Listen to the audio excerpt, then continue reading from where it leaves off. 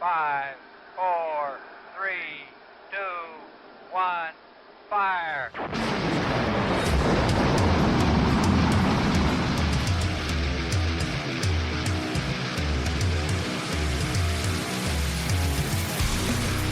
Hello, hello, hello, and welcome to the Indie Wrestling Experience, where we discuss all things related to the Indie Wrestling Experience. I am Bob. I am back with John. Hey, guys. And we've got an awesome show for you today. We are lucky enough to have Brox Boulder coming on the show here in a little while. He is one half of the Route 33 Tag Team Champions Grappling Inc. with Titan Troy. They have a big match coming up against Chaz Monroe and Beefcake at Route 33 in Spencer, West Virginia on Saturday. I will be there. I'm looking forward to that show very much. We previewed it a little bit in our Jessica McCumbers interview 2 weeks ago. But man, John, I tell you what, man, I am looking forward to West Virginia, but I am not looking forward to driving through West Virginia. Hey, man, you're doing the smart thing. You got yourself a rental. Make sure somebody else's engine's getting you up and down those hills, because boy, they're unforgiving, man. Yeah, absolutely. I got myself a hotel, which the closest hotel to Spencer, West Virginia was like an hour and a half away. That was so I don't know how that's going to turn out, but I'm very much looking forward to the show. Jessica was a great guest. We're very much looking forward to having Brox on. And since Brox is going to be the star, John, we had some stuff we were going to talk about, but I think if it's all right with you, we're going to push some of this stuff to next week and let Brox be the star tonight. Yeah, man, let the big guy do his thing. I'm with you. Yeah. Brox is not only the tag team champion, but a one of the head trainers at the FTC Art of Grappling school out in Ironton, Ohio, where I think Bobby Blaze is the head trainer. That's Joe Case's school. So I know I got a lot of questions for him about the school, about his training, about performing as a wrestler, being tag team champions with Titan Troy. We could go a while tonight with old Brox. I hope he's got time for us. Yeah, I think it's going to be a great interview. Yeah, I'm looking forward to it. But first thing I wanted to mention to you was I texted this over to you sort of at the last minute. This MCW post that GCW is coming to Maryland. Did you see that? I did, man. That's exciting news, man. That's a big time get. Man, coming to our stomping grounds. That's a game changer, Bob. Listen to you. Listen to you. Great. See what I did there. The finger guns made it even better. Now they can't see that, but Hey, the finger pew guns he shot pew. at me made it so much better. Hey, man, that's just for you, big guy. My special treat. Oh shit. But yeah, but I already knew you saw it because you already told me you're not coming. Oh, best laid plans, right?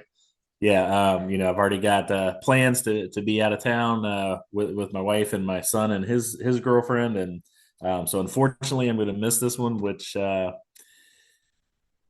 as easy a choice as you would think. My wife is telling me, "Hey, of course you're going to not miss this, and we're going to this concert we spend this ridiculous amount of money on."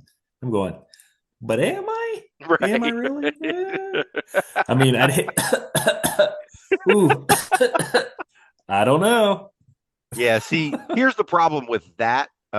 Anybody who has visited the Indie Wrestling Experience Smug Mug is well aware that I am prone to take at least 1,000 photos at every event I attend. So there's going to be a lot of evidence that your ass is there.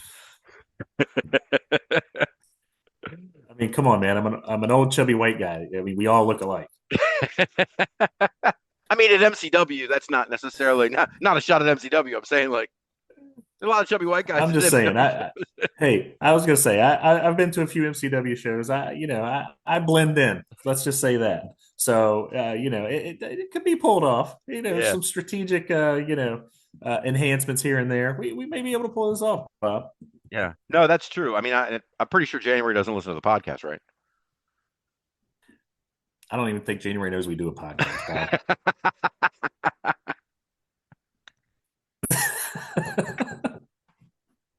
Oh, that's hilarious. I love it.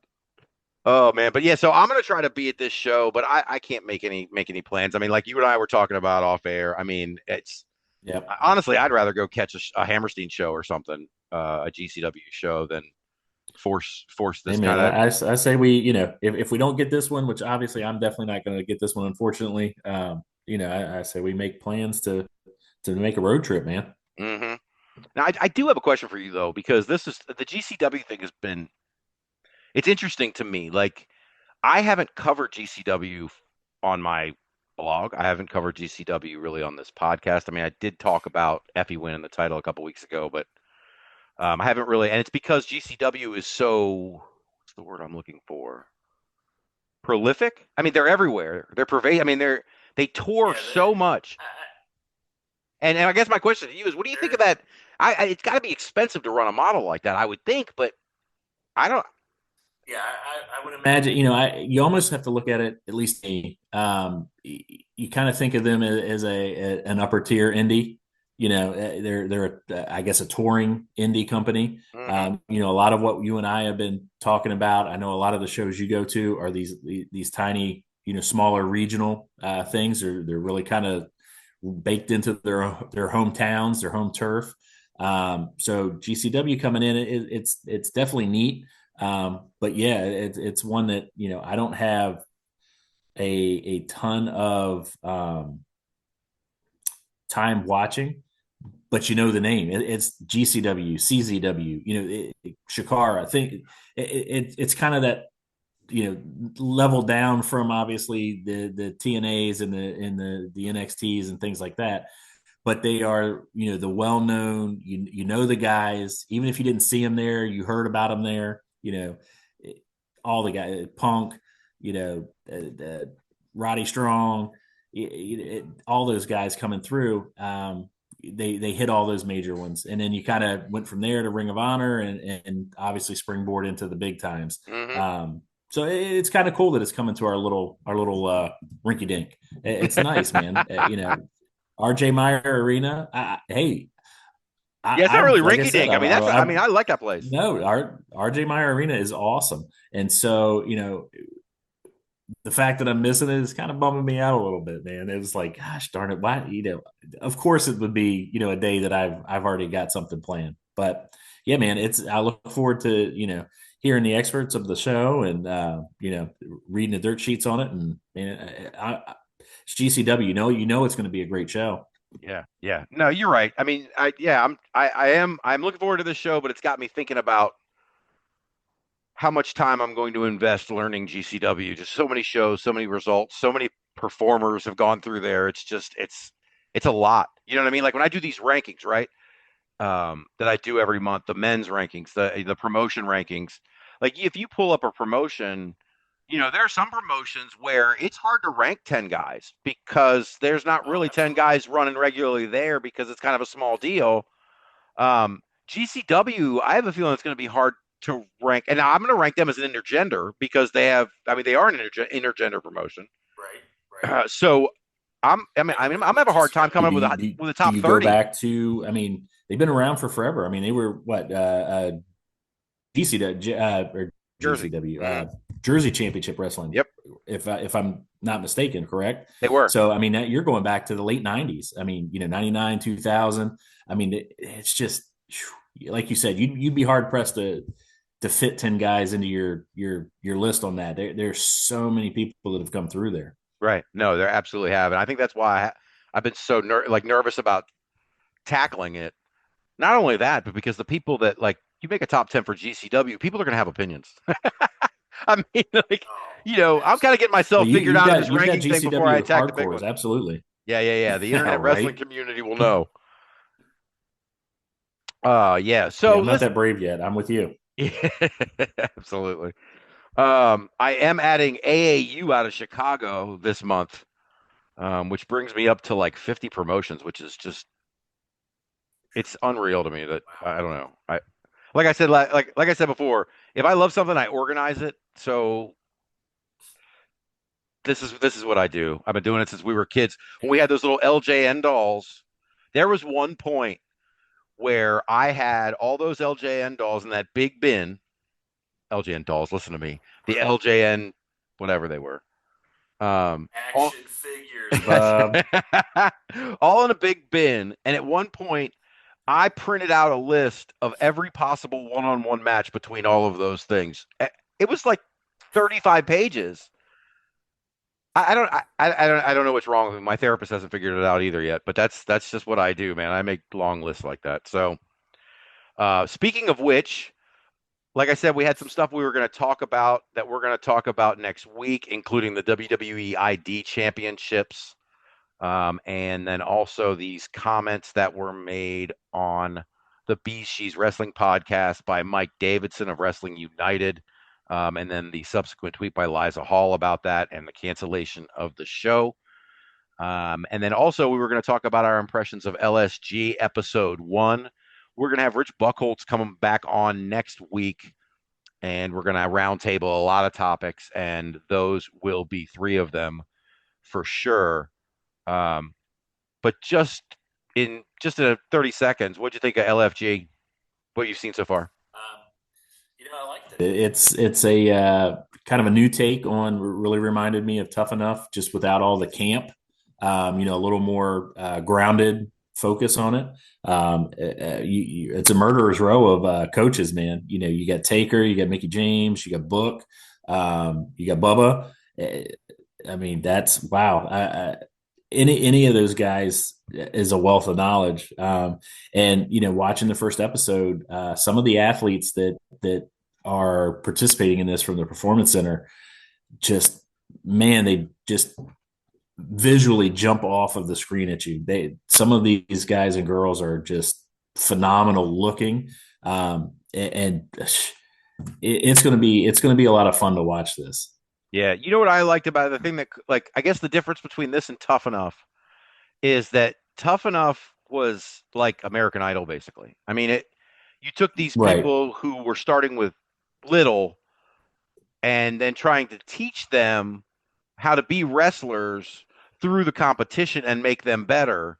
Maybe American Idol's not the best comparison, but I mean, it was people who were coming in from zero, essentially, a lot of them, and then having to be taught on the show while they were competing for this contract.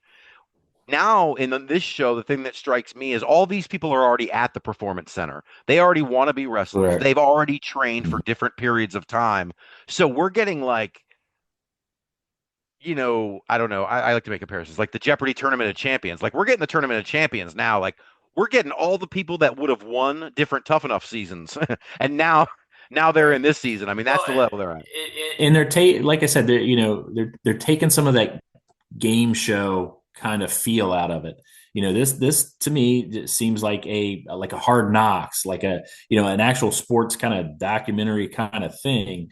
And I'm telling you, man, I'm in on it. I'm interested. I kind of initially going in, they were really kind of not divulging a lot of information about it. As we spoke about just a few minutes ago, the coaches are amazing. And 2, I was really kind of worried you were going to see some of the lower tier NXT talent that we've seen, maybe on NXT Level Up or something like that, and kind of see them get a little extra help. These are guys that we haven't seen. They're at the PC. They do not have NXT contracts. They have PC training contracts. They're trying to get to that next level. Listen, man, I'm interested. I'm very interested. I am too. And I think there's a lot of, when Rich comes on next week and we talk, he's been very interested in talking LFG, and from an indie promoter perspective, there's a lot of ripples into the independent world. Like I said, we don't cover WWE, but LFG is a new take with some people that are in active wrestling training right now, and all of that, really does factor into what we do here. So I think it'll be an interesting discussion, and I think it's going to be an interesting season of the show. We're not going to make it our focus, but it's certainly something we're going to keep an eye on, I think, for the coming weeks. Yeah, like I said, I'm excited, man. Awesome. Yeah. So, all right, before we get to Brox, before we bring Brox in, let me just do 2 things. Let's cover these and new champions of the week, and then let's make our YouTube recommendation I'm very interested in your thoughts on that show. But let's run through these new champions. These are new champions that were crowned this past week. Starting off in Memphis Wrestling, the Gun Show Brett Michaels on Memphis Wrestling TV won the Heritage title from Aaron Roberts. You ever watch Memphis Wrestling TV, John? I have not. No.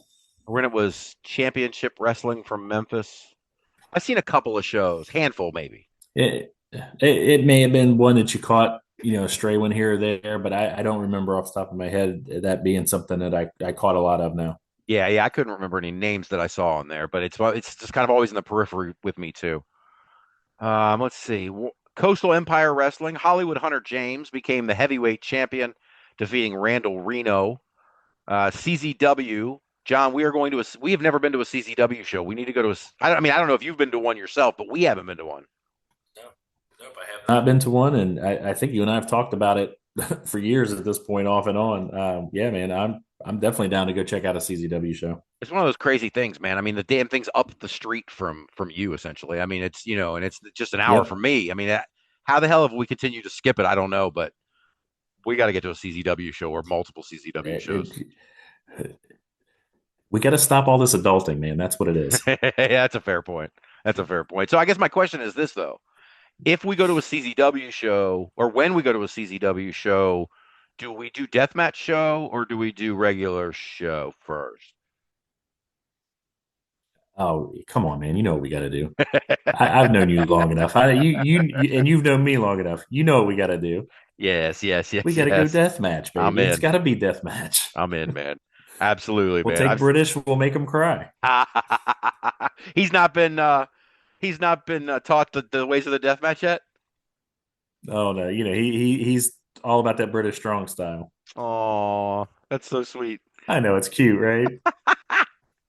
Well, this week, post game, which includes Miami Mike Walker, who you know from MCW, they became the tag team champions, defeating Milk Chocolate. At Impact Zone Wrestling, Can't Stop Jamal, I love that name, won the heavyweight championship in a triple threat against Parada and Evan Daniels. Higher Ground Wrestling, Matt Honey won the Future Clash title from Shane Black. At MWA Pro Wrestling, the Doomsday won the tag team championships from Burning Romance. At Horror Slam, Eric Dillinger won the deathmatch title from Chuck Stein.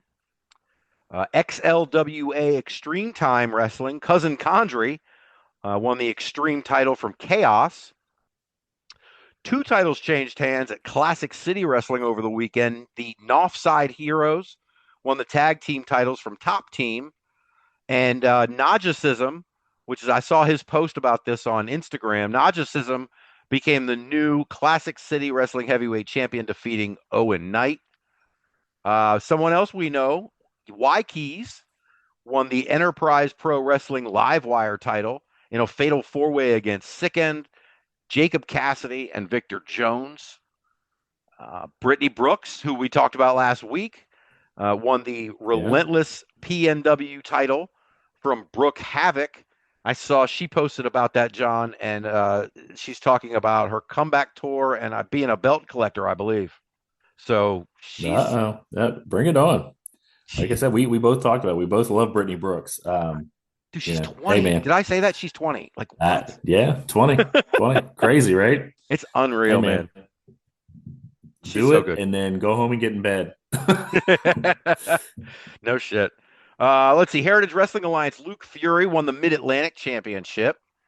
At Mid-American Championship Wrestling, Austin Lane won the multimedia title in a triple threat against Cody Murdoch and Buick Bishop. Nash Boat won the True Grit Wrestling Tag Team titles from Meat Wagon. I love that name. Love it. And at NWA World League, the Blazing Guns defeated Dysfunction for the NWA World League Tag Team titles. Congratulations to all our new champions this week.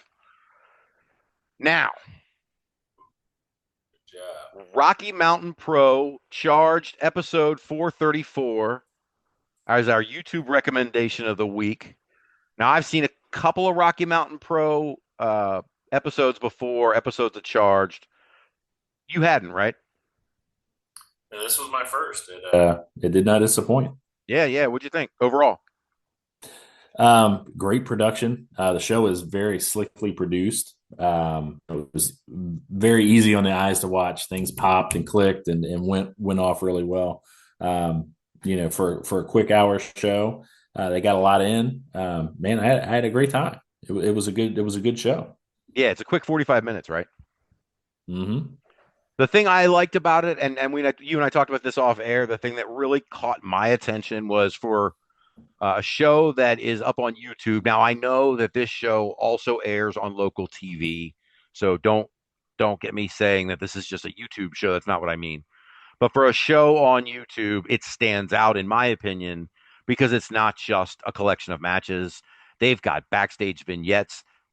They start something in the ring, and then someone else responds to it in the back in an interview right away. And then during that interview, two other people come in and they challenge each other. And like it's like this constant flow of a story that's moving throughout, which for an independent promotion, just that's what stood out to me. Like I was saying, just slickly produced. It's they've got somebody that knows what they're doing in charge, and it's obvious. I mean, it like you said, the show feels like you're watching something that is so much bigger than what you're watching. Like I said, it makes it great to watch. It makes sit and enjoy, and you don't want to move. You just want to you're glued to it. So, props to them, man. Rocky Mountain Pros doing something really kind of special out there. Yeah, no, I liked it a lot. So let's get into the episode a little bit here. And like I said, we don't spoil these YouTube recommendations. We want you to go watch them. But just running through some of these segments, and I like talking about. I mean, I think you do too. I like talking about the people. I like learning names. I like remembering Mm-hmm. faces, and not just learning who these people are, but also telling anybody who might be listening who these people are. So that's one of the cool things for me, at least. Anyway, the reason I say that is because we start this episode with a promo from Lola Yara, and I'm curious about your impressions of it and her. Promo was good. She's definitely, she's got an axe to grind. Did a little background checking on Lola Yara. This first I've seen her. I guess she's kind of recently kind of turned to the dark side. She everything that I saw from previous is kind of this Dora the Explorer gimmick. So seeing this, she's a young lady with some attitude, and it was great. Just calling her shot. If she's not in the title picture, she's going to be shortly. Yeah, man, like that. This is crazy because I had no idea you were going to say that. I didn't do that deep dive, and now I got to go back and watch this because my comment in my notes about Lola Yara was that she was coming to hurt Mm-hmm. people. Like Oh yeah. she was going to hurt people until she got someone's spot. Like it wasn't that she seemed vicious, and I was there for it, Oh man. yeah. I love it. And I love it. And like I said, so when I started looking back into it and kind of saw this, this little Dora the Explorer gimmick is like, whoa, whoa, whoa, that's not what I just watched. So made me kind of go back and look. And like I said, so she's got an edge to her, man. Hmm. It was good. Yeah, yeah. I'm there to see more of her for sure. Let's see what happens after that. So then in the back, Mo responds. Say, yeah, well, we won't get into that. Mo does respond to what Lola Yara says in the ring. That's brief. Do you have any notes on Mo? No, I don't know much about Mo other than she needs to watch out for Lola. Yeah, yeah. I would not want to fight Lola. No. Then we had a team that I was really high on, which is Choppa City taking on Tortured Souls. And the one note that I made on here, which is really cheesy, but I'm going to say it anyway, is they kept calling him the final boss. And I think I like this final boss more than I like the other final boss these days. Like, The Rock's getting on my nerves, just being away. Like, I never thought The Rock would have go away heat with me, but like he kind of does. But this team, Choppa City, man, they pop, man. I was there for them. They stand off or stand off. They stand out for sure. Atiba and Bruce Wayans. The Lost Wayans brother, I guess. I don't know. Right, right. But man, those guys have got something, because I'll tell you what, that crowd was into them big time. That crowd was popping left and right.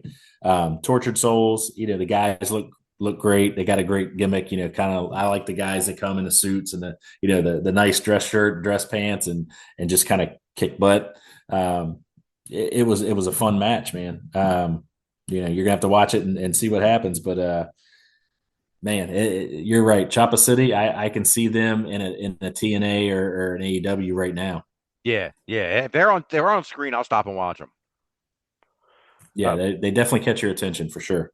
But yeah, so speaking of something that I will stop and watch anytime I see it from now on, the next match is Colt and Mr. Rogers versus Oh my Marcio goodness. Santos.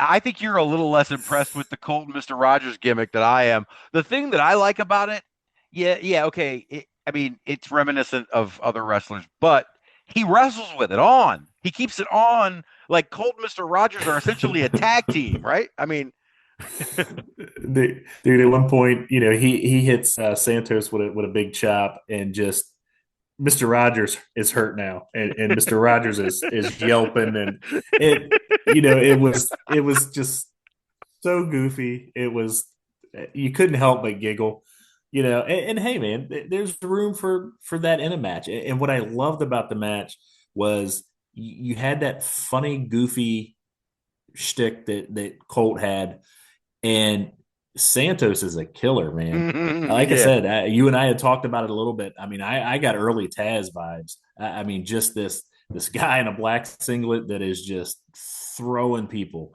It again, another great match, man. A great matchup. Stylistically, you had the funny with the serious, and it really worked, man. Like again, another one that I just enjoyed. Just chalk it up for this show, man. It just keeps checking off my boxes. Yeah, no shit. Marcio Santos, what you made a comparison. The note that I had on Marcio Santos was a cross between Jeff Cobb and Bronson Reed. And that, you know what I mean? Like as strong as Cobb. So you're saying the same thing I'm saying. I mean, you're talking. They're both Taz, prototypes. I mean, Right. I come mean, on, that's a man. very good point. Yeah, that's a very good point. But it absolutely, and you're absolutely right. Throw Cobb in there for sure. He looks like a machine in there. I mean, he's just this stout, short, fire plug of a guy that just has got a mean streak, a mile long. It was awesome. I couldn't take my eyes off him. It was. I expect that I'll be watching him for a while now. I'm going to be chasing him around wherever he's going. That's for sure. Yeah, man, absolutely. And then the next match we have Zamore versus Turbo Tony, and it looked like a mismatch physically from the outset. But with that said, I don't know, man. I thought Turbo Tony looked like $1,000,000. Yeah, Turbo Tony's, man. He's got the body, that's for sure. I mean, he looks like a wrestler's wrestler. What really stood out to me was Zamore. He, man, for his size, he moves really well. Man, he was flying around that ring. I mean, he was every bit as quick around the ring as Tony was. It was, again, it was an impressive, quick little match, but I mean, it was impressive. My eyes are open to so many guys here. Kind of getting into this with you, and there's some talent out there, brother. Mm-hmm. Yeah, it's everywhere, man. And that's another spot though. I've never been. Have you been to Denver? Have you been to Colorado? Yeah, I've been out to Colorado. Oh, okay. See, I've never been out there, so I hear it's nice, and I think these guys run right out of Denver. So, Do they? yeah, I think so. I would love that's one of those trips. One day, I will make the Hey, flight man, out. what flight? What are you talking about, man? We'll jump on 68 and we'll drive for 3 days.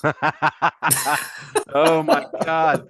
No, we do not have the bladders of 22-year-old men anymore.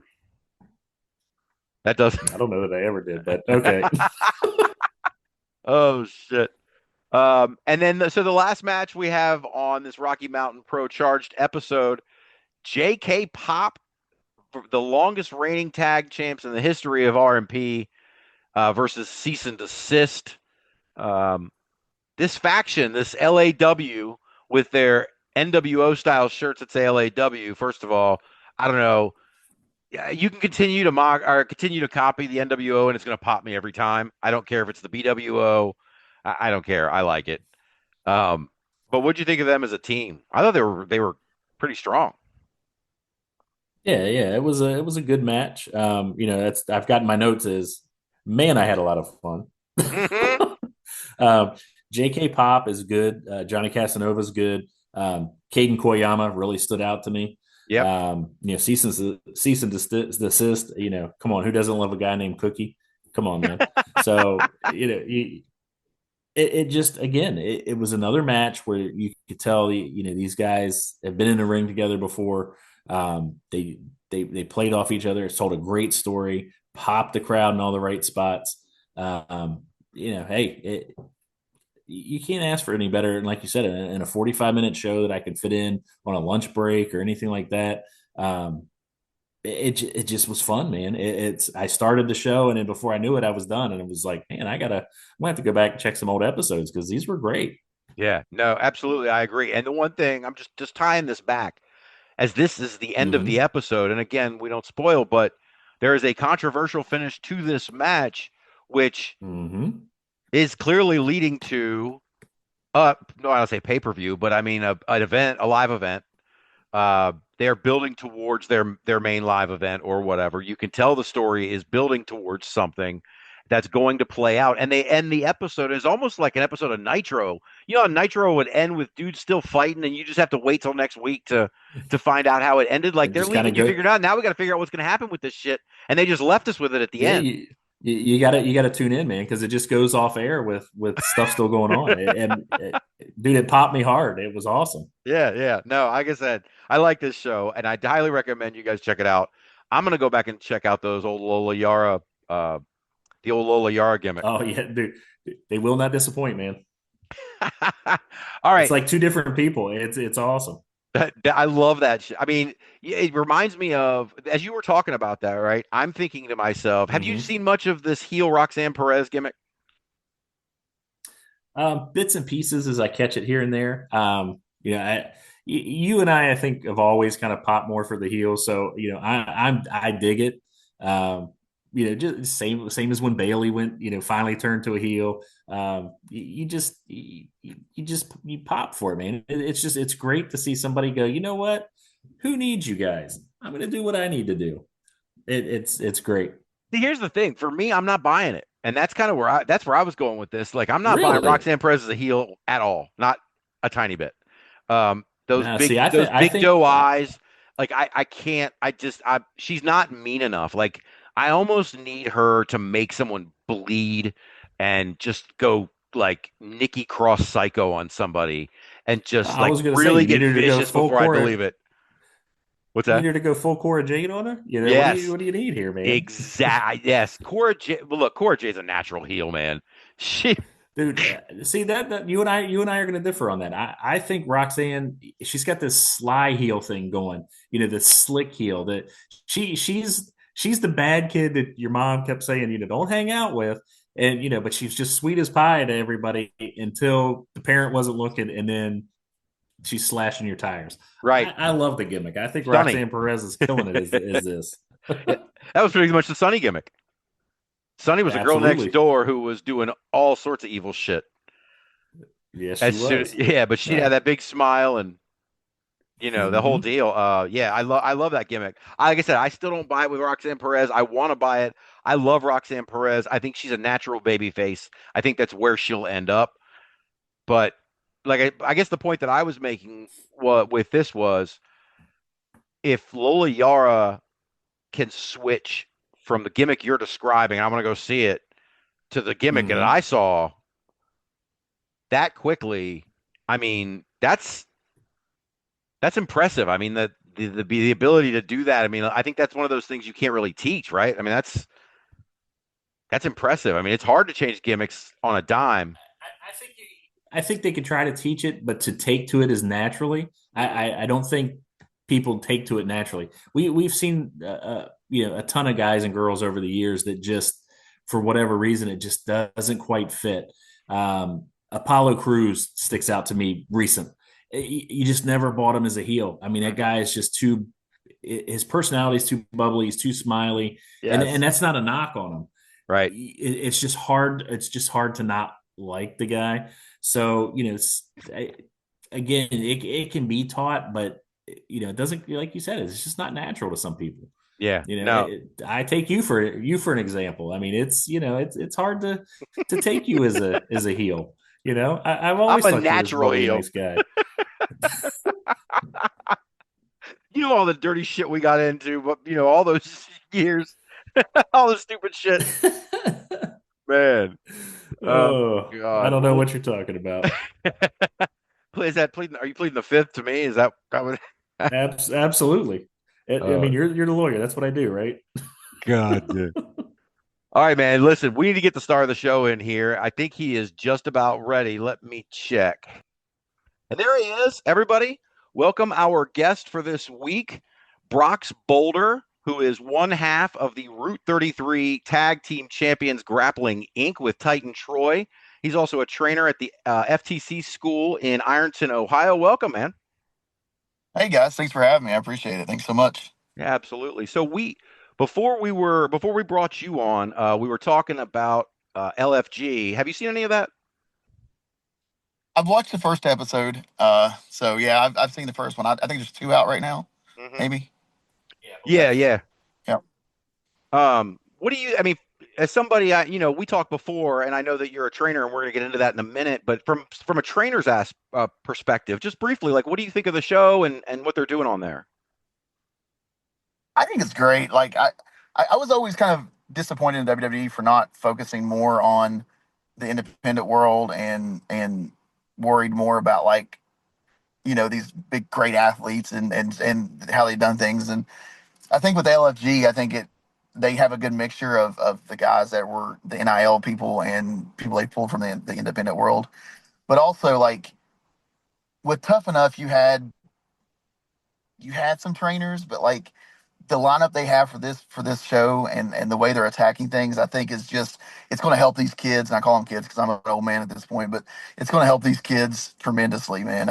I'm really excited for them, and my only concern is I'm hoping they're not putting too much entertainment into it, where it's legit. Like it is. This is how training's going, because with WWE, the E word is at the end of WWE entertainment. So I'm hoping that's not a value of what they got going on. So Right. And I know that we're not looking at we're not watching wrestling school. We're watching a competition between right, wrestling students. So we're not seeing wrestling training. right, But it's very interesting because these people, what I like is that there have been a bunch of people who have been there for different lengths of time. So you can see sort of a panacea of people and how they've progressed on the first episode, from various perspectives. And so, yeah, so I'm very interested. I only watched the one episode. I think John watched 2. But I'm very interested. There's a lot of great athletes on that show, at least, right? yeah, oh yeah, absolutely, yeah. There's some of those students that are just man, they jump off of the screen at you. It's you can put, your mind starts already running crazy with you're starting to book in your own mind. Some of them look just so amazing. Those first 2 episodes, I'm sure just whet your appetite. There's going to be some big stuff coming, but my Lord, they got some studs, guys and girls. They got some studs. Yeah. When did Brock? Yeah, I'm pretty excited. Oh, go ahead. Sam. No, you're good. Go ahead. Go ahead. I was still talking about that. You're good. No, I'm bad. I'm interrupting people all the time. I got delays. I apologize. Man, I'm the worst at it. Oh, you're good. No, what I was going to ask you was, so we're talking about wrestling training. When did you go through it? Man, I tell you what, like I started wrestling as a bucket list thing. A friend of mine, I had played basketball with a buddy of mine that was a wrestler, and I just always kind of joked with him. I was like, man, I'd really like to try that. And at the time, there was no wrestling schools in my area. There was one like an hour and a half away, but I wasn't that committed to it. I was like, I don't want to do that. And then Joe Pace, who owns FTC, who's over the last 5 years become one of my closest friends, opened the Art of Grappling, FTC's Art of Grappling, 5 minutes from my house. And I thought, man, I have to do now. Like, I've been talking all this crap to my buddy all these years. I got to do it. So, Jillian Hall was our trainer. WWE Diva Jillian Hall was our trainer when we first started, and that was in December of 20. So I'm just now in my 5th year of wrestling. But I've been blessed with Jillian Hall as my trainer, and then Bobby Blaze, who was Smoky Mountain champion, WCW guy, who actually just pulled up beside me. He just pulled up. It's training night actually. Um, he Smoky Mountain former Smoky Mountain guy, WCW guy. He's been all over the world. So my training has came from world class trainers and athletes. So um, little secret too, I started training at 39. I'm 43 years old, so I started training at 39. So I jumped in the game real late.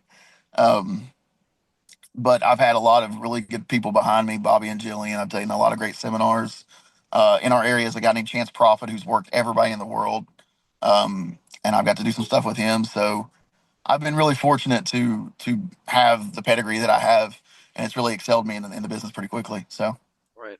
Awesome, Now, man. yeah, So I'm hearing, Bob, is you got time, brother. dude, that's all I've been, yeah, it's the only thing I heard too. yeah.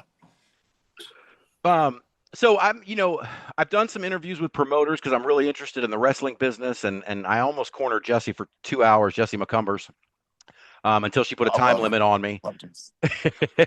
uh, but so I'm going to try to corner you a little bit. Well, I tried to corner her about Sure. business because I'm very interested in the business of the Mhm. wrestling business. With you, I know nothing about wrestling school and wrestling training. I mean, I don't need you to go Okay. on for an hour, but what can you tell us about sort of the structure of how wrestling training is from beginning to, I guess, to a certain point? Without I'm very much I'm an old school guy. I was taught by those school people. I don't like to really give too much about how the sausage is made, so to speak.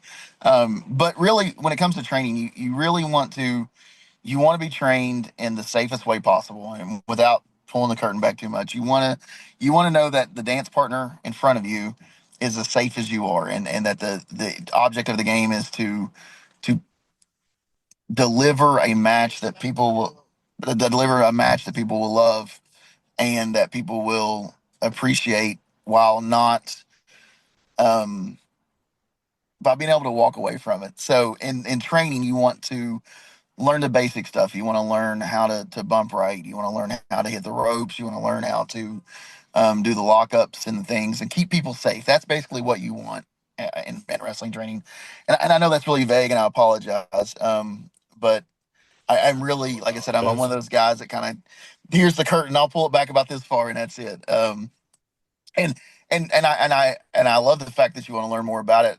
Joe Pace, who owns FTC, allowed me about a year ago to start running shows here at the Art of Grappling. So we treat our so we have FTC as a promotion and the Art of Grappling is a promotion, and we treat it like NXT and WWE.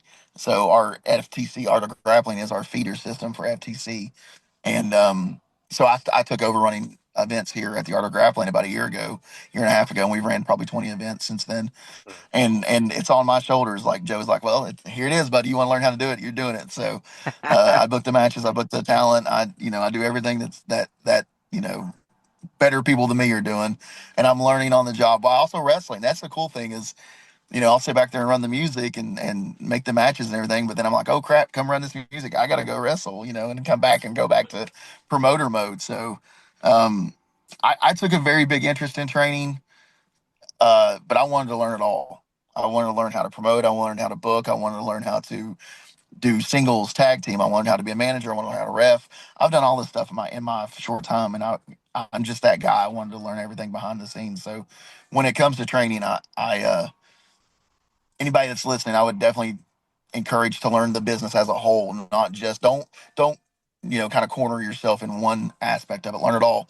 And I can only say that with it's worked for me, but you look at what Paul or Triple H, whatever you want to call him, is doing right now. He started out as terrorizing, and now the dude's running the biggest company in the game. So, no pun intended. Right. Um, as far as like, so I guess my question about wrestling school, I guess maybe is more, it's again, if I'm pushing too far, let me know, but I was really more about the structure of Oh, it. So like on LFG, okay. you see like what they presented to us on LFG was okay, you've got this guy's been here a week and this guy's been here 9 months and this guy's been here 2 years.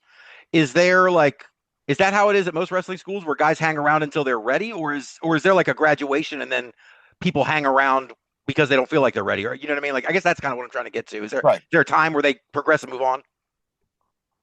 So I guess it's with anything else in life. Like uh, you learn at your pace. So I started in December of 2020. My first match was in February 21. So 3 months later, I had my first match. I had my first match with our with our champion of our promotion. So here I am, still wet behind the ears, green as baby crap, and I'm wrestling the top guy in our company. But I've been an athlete my whole life. I've played basketball, baseball, football. Um, Still to this day, I play softball and leagues and basketball. I've just tried to stay active. I guess it really depends on who you are and what you're doing. 3 months for me was my first match. Here currently, we have students who are um, 5 and 6 months in who haven't had their first match in front of a live audience yet.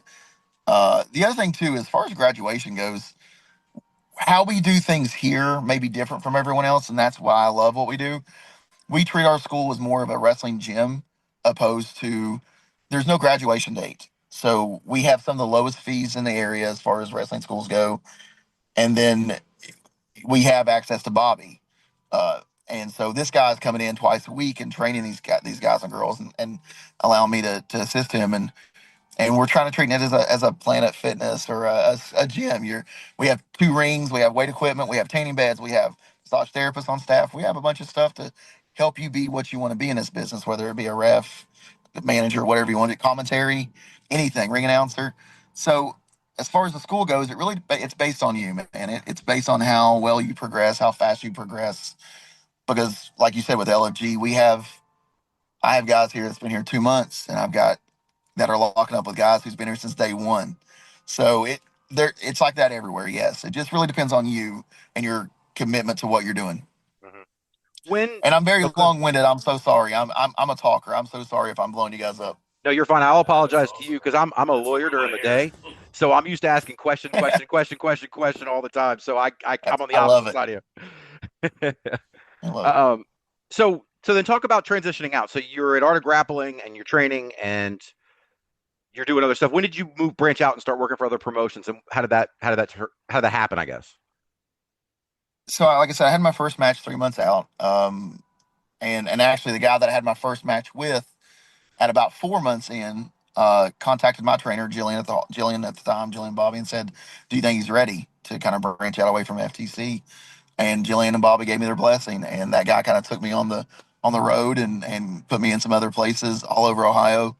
Uh, that guy, without pulling the curtain back too much, I don't really want to give who he is, but yeah, he put me on the road with him, and so I was probably 4 or 5 months in before I started branching out and going to other places, and that itself is a great training. I have always said that I've learned more from Bobby in a van driving from town to town or wherever we're going than I have in the ring in there with him. So, and Jillian the same way. So, uh, getting in the truck with this guy and traveling 3 and 4 hours one way, wrestling for 15 minutes, and then jumping back in the truck and heading home. I've learned just as much as I did in that truck and that truck ride as I did when I was in the ring with the person I did.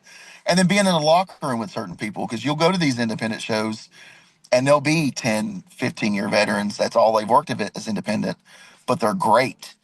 Uh, but also on those shows, you have these legends who are kind of coming down, but they're still wanting to work. And so they're on independent shows. You can pick their brains. I've shared locker rooms with Devon Dudley and the Sandman, Shane Douglas, Scotty Too Hottie, Rikishi. Rikishi and I actually, he made a post and called me a noose on Instagram one time. That's my claim to fame. Nice. So I've got to share locker rooms with some of the greatest in the business and pick their minds. Uh, Devon Dudley is a funny one. Uh, he had given me and Troy, my tag team partner, some tag team advice on a move that he saw that we done. He said, "I love it. It's so original." He said, "And it's so simple." He's like, "But try it this way." And we tried it that way, and man, I'm telling you, just like that, we got a bigger pop than we ever did. And I told him, I said, "Man, I appreciate that. I don't want to pay you, but how can I repay you?" And funny joke, he said, "You got a blonde that's funny with big boobies." And I said, "Yeah, I got a trainee. I can bring her to you." And I brought that girl over to him, and And he was like, "Oh, I was just kidding. I was just kidding." And he just thought, and that girl was like, "Are you pimping me out to Bubba Ray Dudley or Devon Dudley?" I said, "I sure am. I sure am." So that was a funny one for me. Yeah, that's awesome, man. So then back at the school, you're talking about wrestling the champion your first time out. Eventually, you become AOG champion, right? So the Art of Grappling Championship wasn't introduced. So school started in December of 2020. The Art of Grappling Championship was introduced in August of 21. Mhm. So it wasn't a thing right from the beginning. I'm looking at the owner. I'm doing an interview. I'm sorry. I get on this interview, sure will. Sorry, guys. I'm so sorry. You're fine. That's the boss man for FTC. But yeah, so the autograph, the championship wasn't created until August of 21. So less than a year later, and he kind of introduced it as a surprise at an event. We had a battle royal, and Joe Pace went out there and made the announcement. Winner of this match wins the inaugural AOG championship, and I happened to be the lucky one that threw a fella over the top ropes and the last one standing. So and that championship is kind of our staple now. When you join the AOG, I think it's a good thing for us because with FTC, when you started the AOG, you were wanting to make the FTC roster. That was your goal. Now, while you're working there, like in NXT, you have a championship to fight for. We have tag team championships. We have a women's AOG champion. We have a men's AOG championship here. So you have something to fight for while you're learning to make that main roster. And I think that's what puts us apart from a lot of other schools is we want you to learn how to be a champion very early, opposed to fumbling the bag, so to speak, when you're 2 years in, 3 years in. If you're super athletic and you've done everything the right way and you make it to the main roster and then you're a total jackwagon and get a championship and look stupid, then you're not prepared. We want you to be prepared on every level here at the Art of Grappling. So we strive to be as professional of a professional wrestling school as you can be. Right. So Yeah, absolutely. And I think one of the things about, well, who's your current champion? Who's the current AOG champion? one of my trainees, lifeguard Ross. His name's Ross Burton. He's a senior in high school, and we've had him for a little over a year. One of the most athletic kids I've ever seen in my life. One of the best attitudes I've ever seen in my life. Down to earth, humble. He'll tear a ring down. He'll put a ring up. When we do shows here, I'll call him, "Hey Ross, I need some help at school. I'm on my way." But he's the champion, and that's what we're breeding here: is these kind of guys who know how to pay your dues in the business, no matter whether you're carrying the belt or you're the day one guy. Um, Great kid. His dad tells me all the time when he started wrestling, he had a bad attitude. He was doing bad in school. He had bad grades, and he is taking college classes now in his senior year, doing straight A's. Yes sir, no sir, no ma'am, yes ma'am, with his mom. Phenomenal child. I love lifeguard Ross. He's one of my favorites. So he's our current champion. That's awesome. And just because I'm I've so, heard. oh, go I've ahead. heard. Oh, go ahead, Bob. I No, was gonna you go say ahead. I've listened to a few of you. I was gonna say I've listened to a few of Brox's episodes on his podcast, and Lifeguard Ross is hilarious. He's funny. He's really funny. It's so funny. I always have to tell him he's a soft spoken kid. So every time I'm talking to him, I'm like, "You gotta say something to your chest, bud." And you're killing me. That's his only flaw right now, man. He's not very vocal. But once he gets it, he's going to be special. He's going to be very special. He's already very special, but he's just really good. And I can't put him over enough. I love the kid to death. He he is one that I've taken on the road with me. I done the same thing for him as our old champion done to me. I started getting when I was doing bookings. I was like, thanks for the opportunity. I've got a really great kid that I can bring with me. And I done the same thing with Troy and another guy here at the school. And there's kind of the four of us. We kind of call ourselves a clique. And there's four of us that drive around KLIK. I'm not gimmick infringement there. We kind of traveled all four of us together and hit these towns, 4, 5, 6 hours away, and lifeguard Ross has learned just as much in a car as I did Bobby in a van when we were traveling. So Right. pay it forward, man. Pay it forward. Definitely put these young kids over. Get them out there. Don't be. I hate these gatekeeping veterans in this business that are trying to keep their dream alive. And I understand that it's a dream, but these kids, these young guys, they're the ones that keep this business going.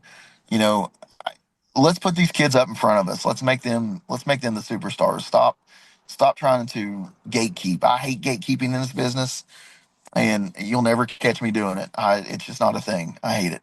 Yeah. So Oh, yeah, no, absolutely. I love that. I mean, I love that attitude, and you're right. There's a lot of people out there who don't share it, but I mean, like, I'm all about the new generation. Bring the new people in, bring the new people in, and you're your current generation. You bring them with you, and like you said, pay it forward. You know what I mean? Like, and I've heard a lot of the stories about riding the roads. Is riding the roads? Is that with I don't know? Is it dying out? Like we hear about that in the '80s and guys riding the roads, but I mean, is it still as much of a thing? I mean, I know you weren't wrestling in the '80s, but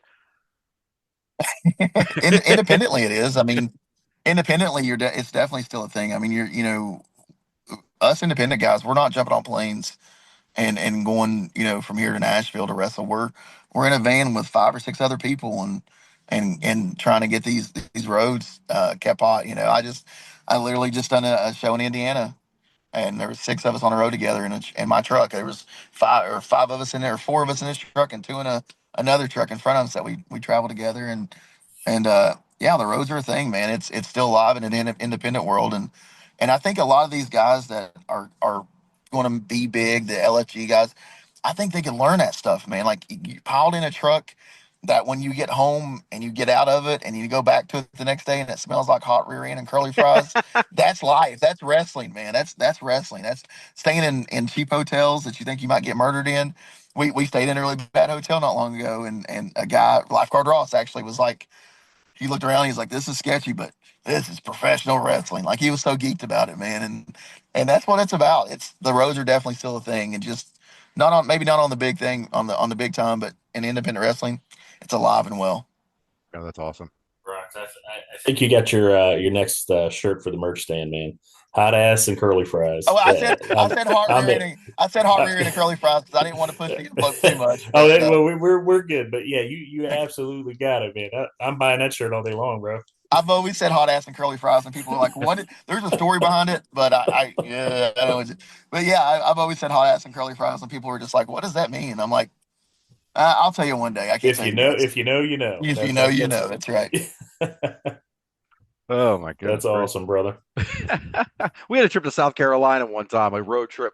We went to see my buddy graduate from Marine Corps at Parris Island, and we said something very similar to that on the way down because it was like a 9-hour trip down, 9-hour trip back, and I don't know. I think we had iron skillet or something on the way at one of those rest stops. So I think ours smelled like hot ass and T-bones, but it was it was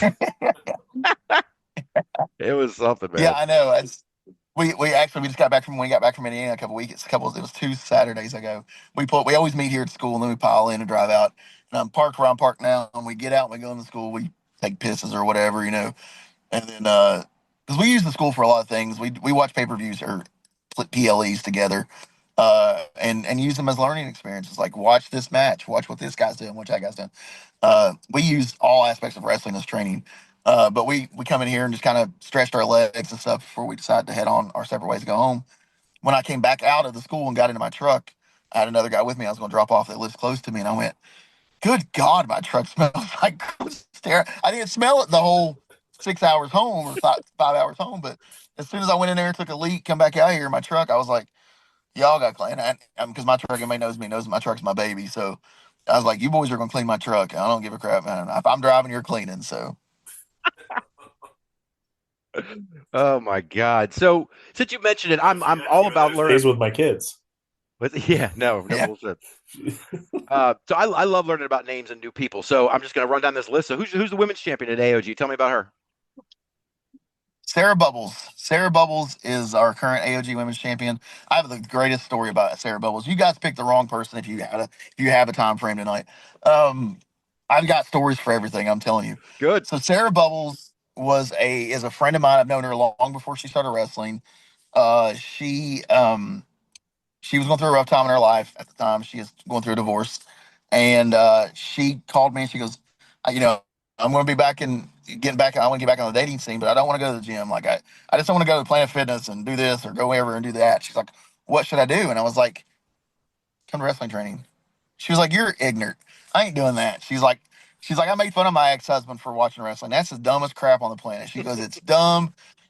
And I don't use the F word, but it ain't real. And that's not the 4-letter F word you're thinking about. I don't use that other one. Oh, right, right. She said, "It ain't real. And just, and I said, listen, come to training. This one, Jillian was still with us. I said, come to the training, give it 2 weeks. If you hate it, cool. She came the first night and she told me, she goes, I won't be back.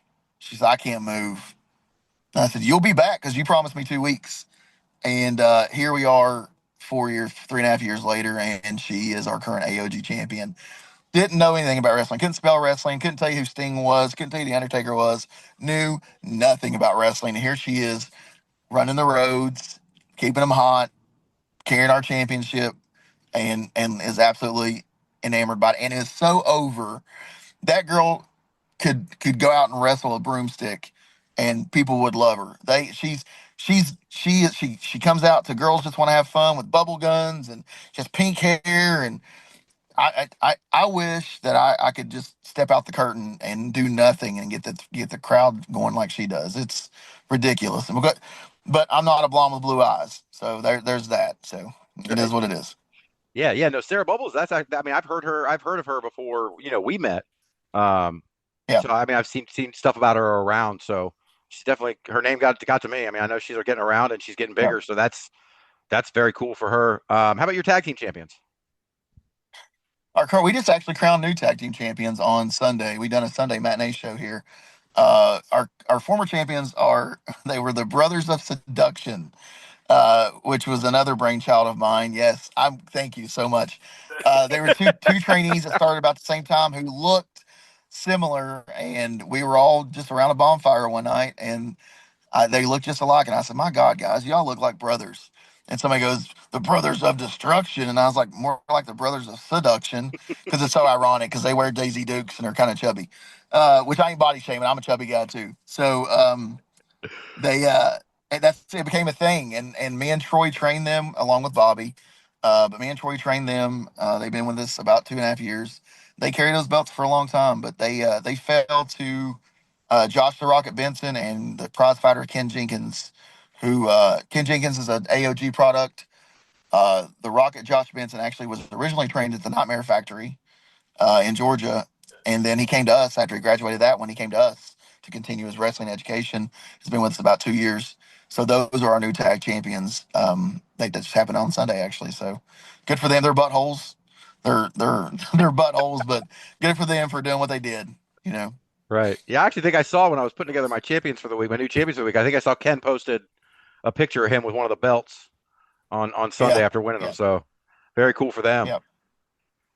Um, you were talking about Lifeguard Ross earlier, and I wanted to ask you. You're talking about how he was going to be. You thought he had a future ahead of him. Is there, like when we were watching? I keep going to LFG because that's my frame of reference. I have no training at all, but watching that and how it seems like certain people you can just see they have it. Is that something? Can you recognize that in people? Do you see someone and go that dude right there's got it, or that dude's got it, or does it usually come out in the training? And again, I don't want to get too deep into that, but It's normally the training thing. It's normally, you watch the work ethic, you watch how hard they're trying their best to impress the coaches, impress Bobby, myself, Joe, when he's here.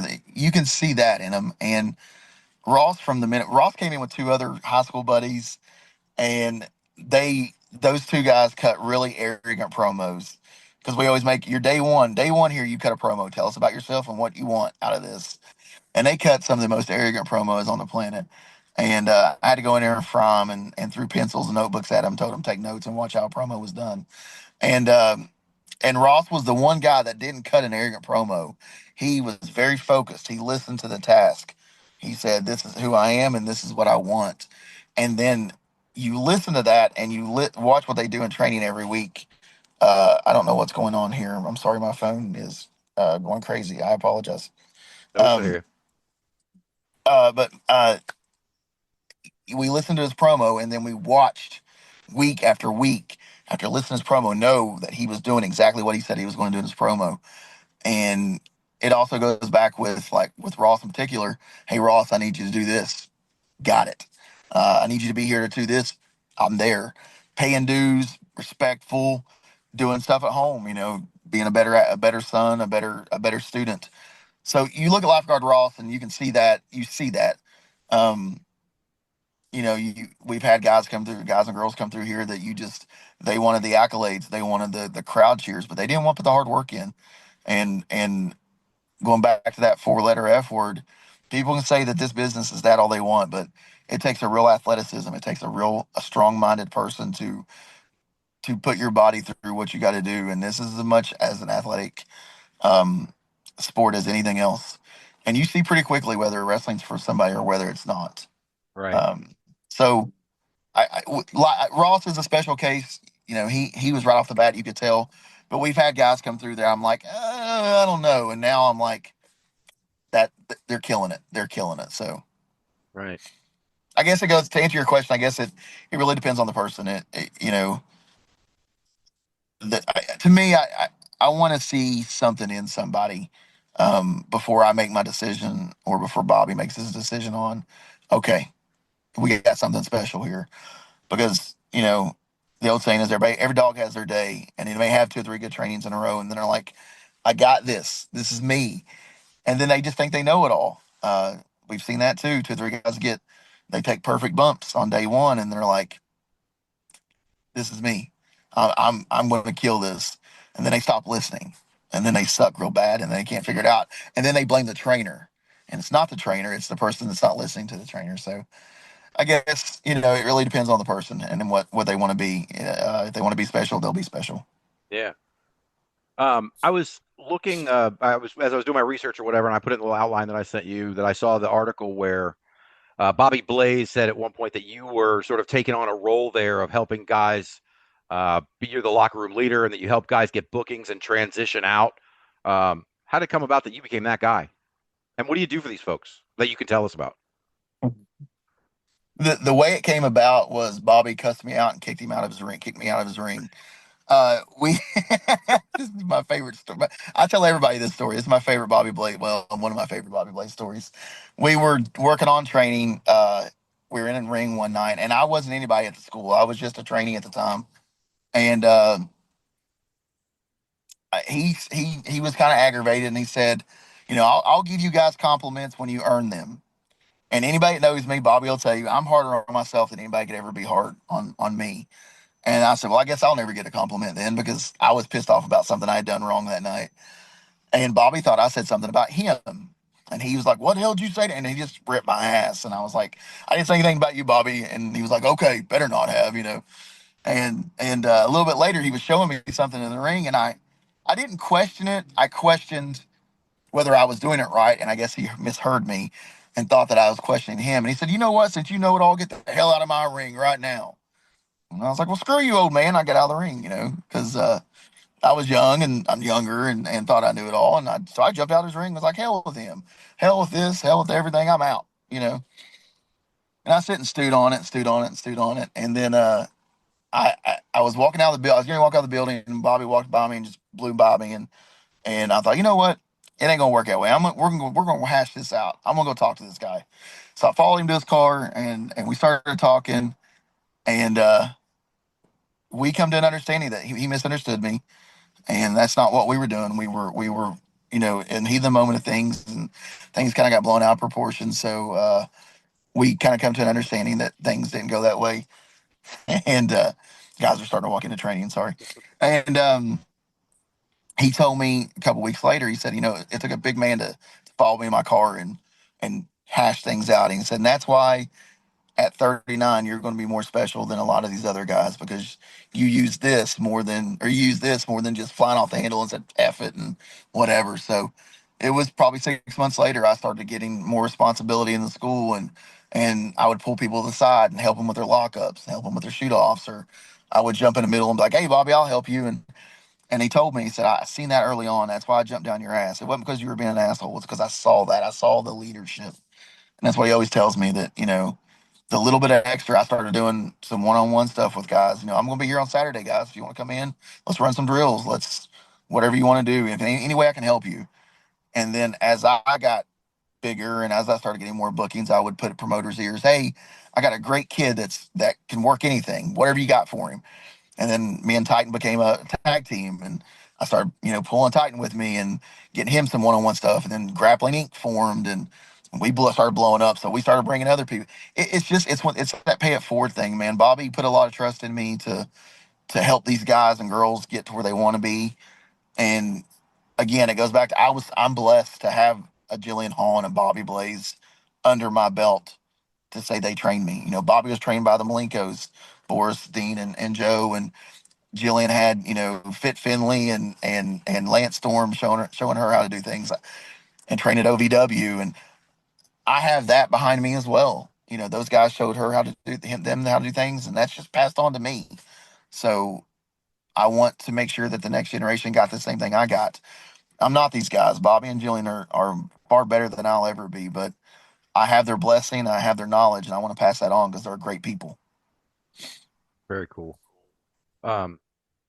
Shoot, I was listening to that story, and oh no, I know what my next question was. I don't have a transition for this because I didn't know you were going to mention it. But what's the other Bobby Blaze story?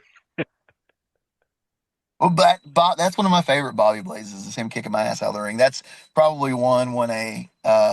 My favorite Bobby Blaze story. I can't tell my favorite one. I don't want to, you know, the the world would, I think, cringe if I told my favorite Bobby Blaze story. But there is a funny story. So Bobby will murder me that I'm going to tell this story, but I'm going to tell it anyways. I'm going to tell this story anyways. John, make sure we So tag Bobby in the post when we put the podcast up, and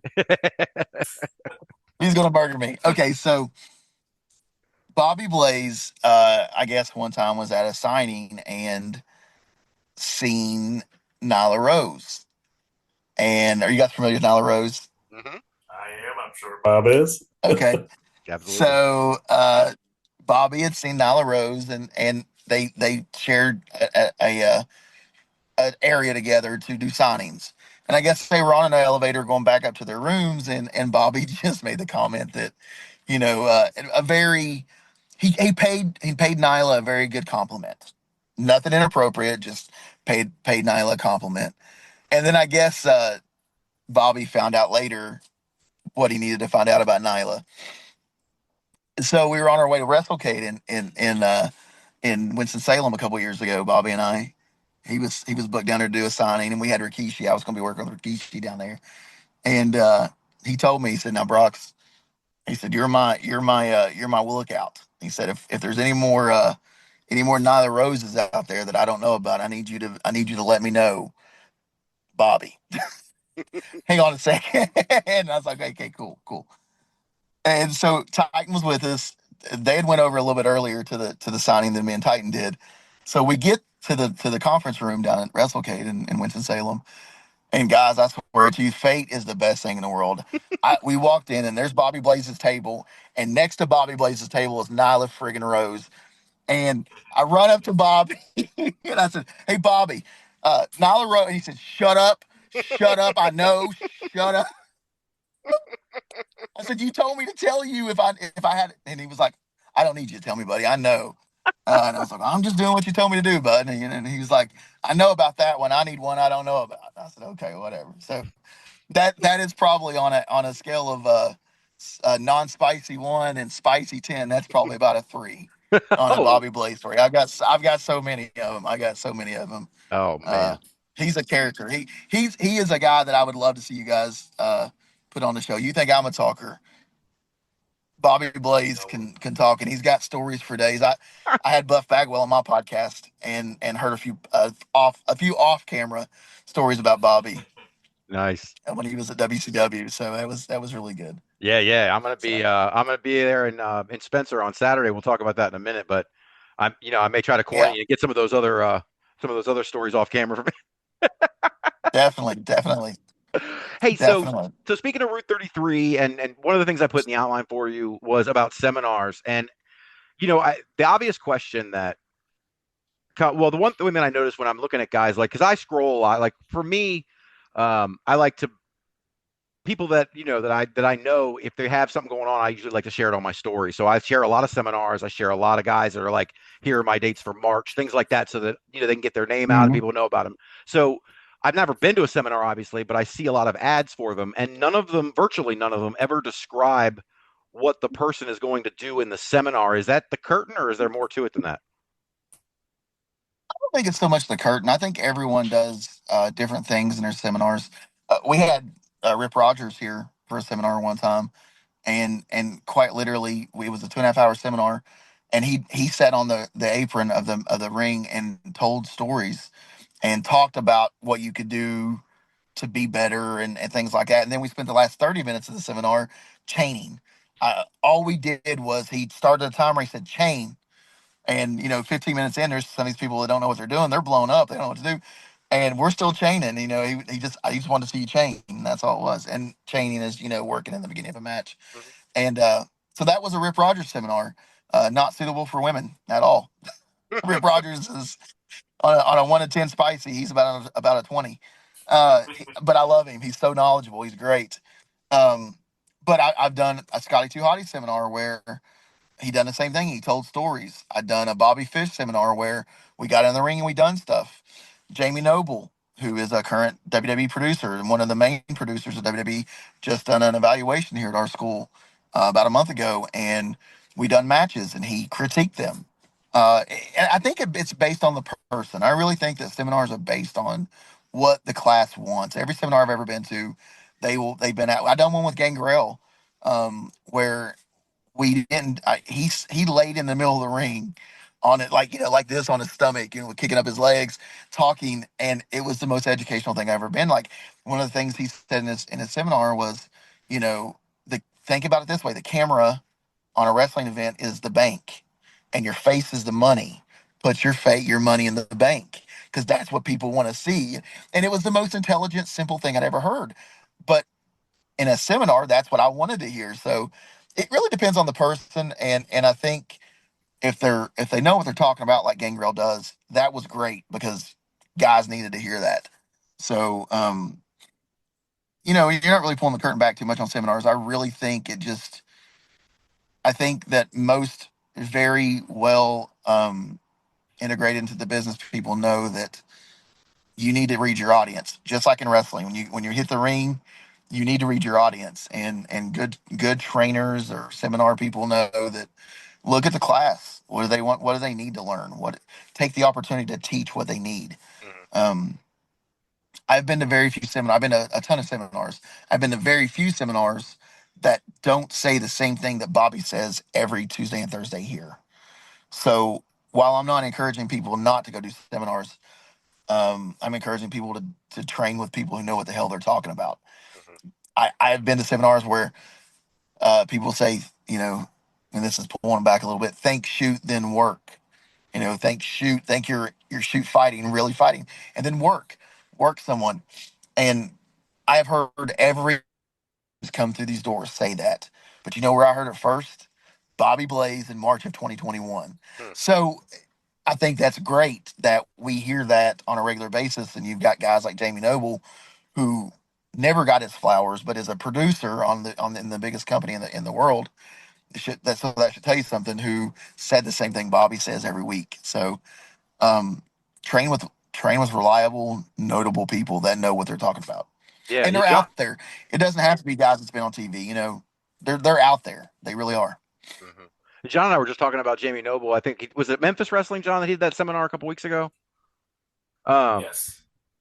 yeah, we were just talking about how amazing Jamie is, and just how, like, I think John said if he was 6 inches taller with Vince, the whole world might be different because he was just amazing. Yeah, Um, yeah, and that was the thing is Vince loved those big guys. He loved big guys, but Jamie could go out there and do anything. And I've said this about Jillian. I want to throw this out there. As my tag team partner gets out of his car, to my right, I'm gonna do an interview. I'm doing an interview.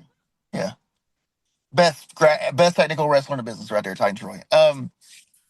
Uh, I've said this about Jillian. I think Jillian, but well, first let me back up.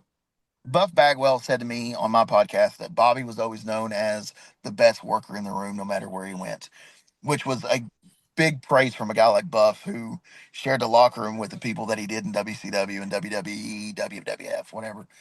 So for Buff to say that about Bobby was great. I've said this about Jillian.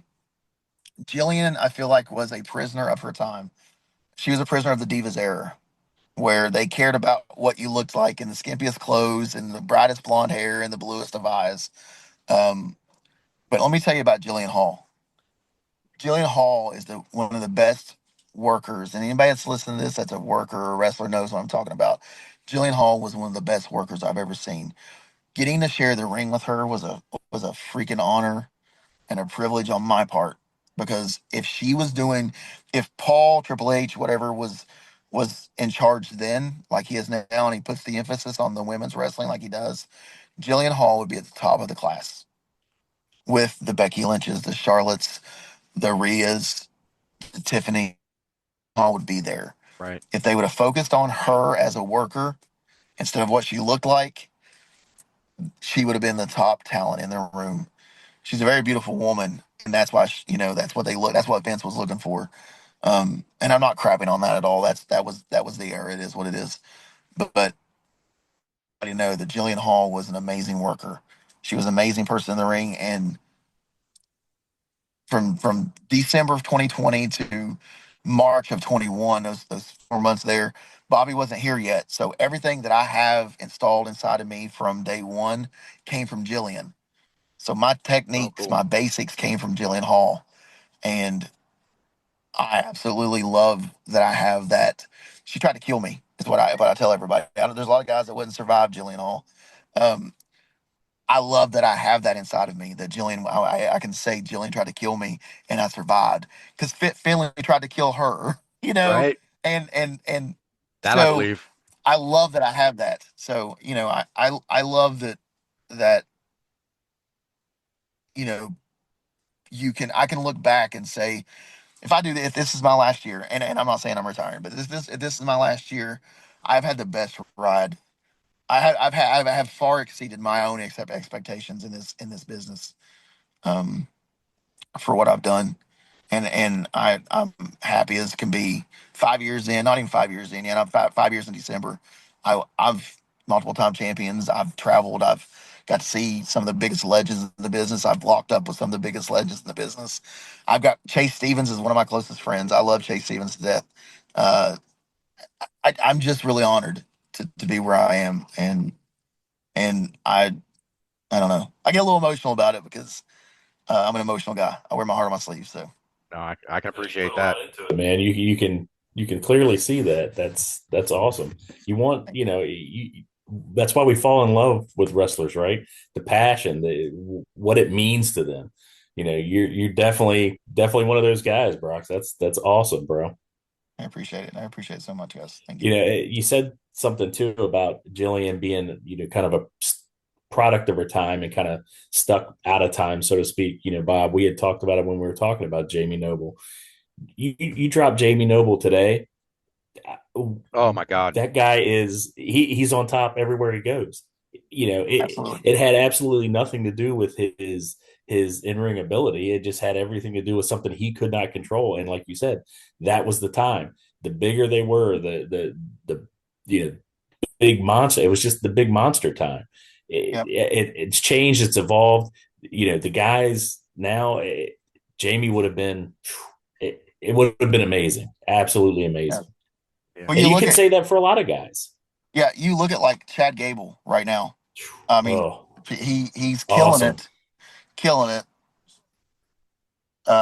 Chad Gable is one of the best in the business, and he had a gimmick one time called Shorty G, Mhm. Shorty Gable, but right now, if you legitimately ask somebody who's the best worker in the room, if Chad Gable's name's is not in the first two or three answers, they're wrong. They're absolutely wrong. And Jamie was that guy. Again, a prisoner of his own time, a prisoner of the product at the time. But yeah, Jamie, it was cool to get to wrestle in front of him and hear his critiques on things. So yeah, I really wish that guys got their flowers like they deserved, Mhm. and Jillian got her flowers like she deserved. But it is what it is. They're passing that knowledge on to the next generation. Jillian's not currently training anybody, but she lives close. I talked to her last night. She's still somebody I can say, hey, coach, I need some advice. Um, and that's a cool thing for a few of us, because there's only about 5 or 6 of us that had Bobby and Jillian at the same time, that are from the original day one crew. And it's kind of an embarrassment of riches. I'm like, man, I got a question. Do I call Bobby or do I call Jillian? You know, and it's cool that some of us can do that. And yeah, love those guys. If you guys watch my show, you know that I spend most of my time putting Bobby and Jillian over just because Yep. I, I don't, I'm one of those guys. Like I said, I'm an older guy and I want people to know where my foundation came from because I'm a foundation guy. As a father, I'm a foundation guy. I'm building my kids to have great foundations now to have a good structure as they get older. I worked for juvenile court for years, and I wanted the foundation with those guys when they got out of their trouble to be better than it was when they got in. Um, Working here, I want these guys' foundations to be better, and my foundation in wrestling is amazing. So I want to pay that forward in foundation. I think that you're only as good as your foundation, and if you have a good start, then the world is yours to take over. So Yeah, I mean, I like hearing this, man. We hear so many bad stories about promoters and schools and how they treat. I mean, just to hear somebody who wants to do it right and is invested in not just doing a good job for yourself and making yourself successful, making yourself money, but creating new talent, you're invested in these people and their futures. I think that's amazing. I absolutely love that. How we I doing on love these. I love every people. So how we doing on time with you, Brox? You got to go in soon, or I'm good. Training starts in like 20 minutes, but Bobby's in there, so we can just go. We can go whenever. The only thing I'm going to tell you is it's getting dark here, so if you guys can't see my face, it might actually be better for you guys, honestly. yeah, that's the same thing I said when my camera wasn't We're gonna working for say my the same Jesse thing to you. interview. Yeah, I was like, yeah, better to have Jesse on camera by herself than have me. Um, before I get into Route 33, I do want to talk. I want to put your podcast over, though. We talked about it a little bit here. Talk to me about how that got started. Where was the genesis of that? Man, that's been such a fun ride, and it's got even bigger here in the last few months. So I went to Joe Pace and I said, hey, I got an idea. I want to start previewing our shows, or even doing recaps on our shows. And the very first podcast was with one of my good friends, Josh Smith, um, in his basement bar. And he and Josh Smith and I and a couple other of our friends that ran a wiffle ball league here locally for years. And I said Josh had a podcast for the wiffle ball league, and I was like, Josh, I don't know what I'm doing, so let's do this together. Josh is not a wrestling guy, doesn't know anything about wrestling, but he came to one of my shows and was like, let's just recap that show together. And Josh doesn't. Josh has one of the best personalities on the planet. He can talk anything with anybody, even if he doesn't know it, he can do it. So I recapped that show, and then it started out as a recap of our events, and then I don't know where it turned into. I want to interview people. I think when I started getting to more locker rooms and getting to more promotions and started meeting people, making friends. Evil Nate. I don't know if you guys are familiar with Evil Nate. Evil Nate's one of my close. I love Evil Nate. I'd bury a body for Evil Nate tonight. I love Evil Nate. Smarty Mark. Smarty Mark's a referee. He trained here. I love Smarty. There's so many people out there that I'm that are my friends that are the closest. I've not had closest friends in my life other than the one that I've met in wrestling.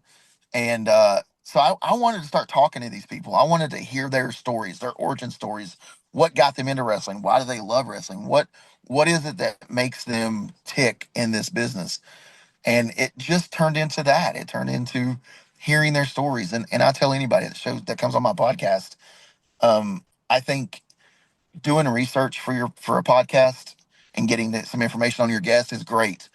I think that's a very professional, great way to do things.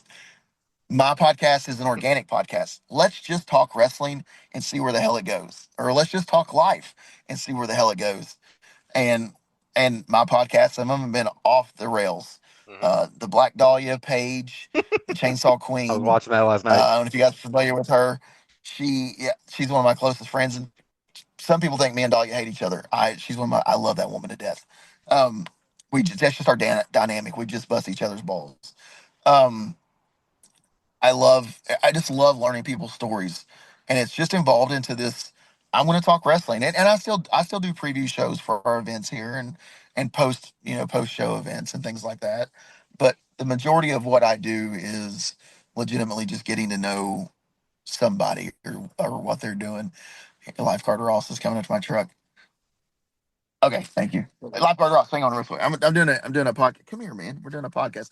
This is the future of wrestling right here, guys. This is Lifeguard Ross. Hey, This nice is to meet you. Lifeguard one of my favorite Ross. The people. champ. One of What's my going favorite on, people. champ? Not much. How you guys? Good. Good to see you, Good to man. meet you. All right. You know, you're still in my spotlight. Get back in there and train. All these guys are like my little brothers and my little sisters. That's just, you know what I'm saying? That's just, but yeah, my show just turned into that. It turned into me talking with people that I love in this business and talking about the business that I love. And then recently I got an opportunity with the Wrestling Society Network. I don't know if you guys are familiar with that or not. I've heard you mention I got it. a chance to, yeah, I got a chance to, they're a company based out of Texas. And they have a bunch of live shows that they do. There's an app you can download that has movies and, uh, uh, old wrestling events and stuff like that that you can watch right there on the app. There's a website. They have all kinds of social. They have every social media you can think about, and it's just wrestling. And that's all it is. And they do a live show, and they were looking for new host for a show that they used to do called Watch Along, where they would just watch something and then people would talk about it. And they put out a thing on their social media. Hey, who would be interested in doing this? And they had a lot of people send videos, and I was one of the many videos that got sent in, and I was very fortunate to be chosen to be the lead host for WSN Watch Along. And I've done some spots with other shows that they got going on there, and I got a really good future going on with WSN. Hopefully, then they'll bring on the Hitting the Ropes program of mine. But it's turned into something. They liked what I done on my podcast. They liked my interview video. And it's turned into this. So I just, when I'm done, when I can't do this anymore, when I can't wrestle anymore, I want to stay in the business. I can obviously be here to help train, but I always want to learn people's stories. So I want to do social media. I want to do commentary. I want to referee. I want to ring it down. I want to do it all, man. I'm that guy. I call myself Mr. FTC, and that's just because I want FTC to succeed. I want Joe Pace to succeed, and I want all these girls here to succeed. So Yeah. With this podcast, kind of started the same way. I mean, it was just an interview that I did. I got a promoter named Rich Buckholz who runs Raging Pro Wrestling out in Wisconsin. And I went out to one of his shows, and I was like, hey, man, can we do like 10 minutes on camera? And that got my feet wet. And he was like, let's do a long form like in a couple of weeks. I said, okay. So I posted it. And the next thing I know, there's a podcast, but it's still kind of forming. And it's kind of yeah, evolving like you were talking about. Like, I don't really know what it is yet, but it'll become a thing. I'm just kind of learning and enjoying the learning aspect of it right now. yeah. No, I love it, and that's the thing. That's the thing is you get that bug, man. You're like and it's funny. I shouldn't make fun like this, but I do. I'm kind of a turd. I'm just like once you get the bug of wrestling, you're kind of like, man, you got any more of that wrestling? You know, Yep. kind of the the Dave Chappelle head crackhead type of thing. You got any more of that wrestling? And that's what it gets in your blood, and you just want to learn more. Like you said earlier, you want to know more about the behind the scenes stuff. You want to know about and that's great. I think you should. I think everyone should know that. But I also think it's the right people that need to learn it too, because you don't want to give it to the wrong person. They'd be like, "Oh, here's the curtain. Here's how everything works." Just Right. don't do that, you know. So Yeah. Yeah, that makes total sense. And I put this in the outline, so I'm going to ask you. You got any tips you've been doing this for a while. You got any tips for us as we're getting started? on the podcasting, man, just be Yeah, yourselves, be original. Let things happen organically. Like let conversations happen. Don't be too serious about what you're doing. I've tried to be as professional as I could with people walking in and stuff like that. But sometimes that's the best stuff. Like one of the funniest, best interviews I ever saw. Like I never really watched the WrestleMania post interviews for WWE or whatever. But I don't remember if it was WrestleMania or not, but me and the guys were watching it here, and we watched the one with Cody Rhodes and Jay Uso when they won the tag team championships. And it was, if you're not familiar with it, go watch it. They're both really drunk, I think. And it's really funny to watch them, yeet, that's where yeet started, was, that, Jay said yeet in that interview, and it just kind of escalated to that. They didn't take it too serious. They had fun with it, and it's turned into, you know, he's got a whole gimmick with it now. Yeet, so it's don't take Bob it and too I, serious. Bob and I had a conversation about that, and where we decided, Bob and I are both 49, so a little bit older than you. I No, decided don't go put me at myself. 49.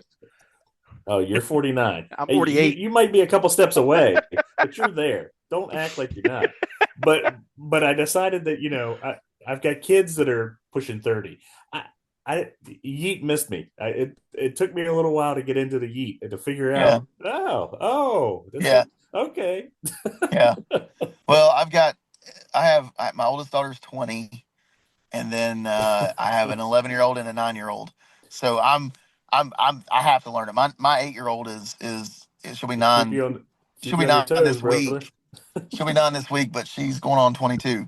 So Oh, she's I have to learn all this crap, and I've got lifeguard Ross is 19 years old. I've got to learn this stuff. When they come in and say no cat, bruh, or what up, cut, or you whatever they're gotta doing. gotta stay I got to relatable. know. I got to know. I got to know. So I got to stay as on top of things as I can. So. You don't tell them to talk to the hand, right? Oh No, God. if I'm probably get smacked across my face. Yeah, I can't do that. That's about as cool as that's all I got left, man. That's all I got left. Me too, man. I don't have a lot, but I'm doing my best to keep up with these guys. But I'm failing miserably, but I'm trying. So No, you were saying about the podcast, and for you, it's kind of evolving. That's one of the things that the few episodes that I listened to of yours, Brox, was really awesome. That it feels like you and your friends sitting around talking about wrestling, yep, and that's what interests me. I know that's what interests Bob. That's why Bob brought me on. A little bit of backstory on Bob and I. Like I said, we're both 48 and 49. You feel better now? I do. I feel great. Thank Just you. making sure. Yep. But we have literally known each other for 46, 47 years. I mean, we were in yeah, daycare together as a 1 month old. So we've known each other for forever. And very cool. so, the stuff that we've just watched and experienced, that's the things that we want to talk about. We love the Right, indie stuff. Bob's really sucking me into this indie stuff hard right now. Where I've been out for a little while. But those are the things. It's that connection, man. It's that the realness that you and your friends bring when you listen to you and Titan Troy and bringing in Lifeguard. It's awesome to share that with everybody, and people get attached to that, man. yeah.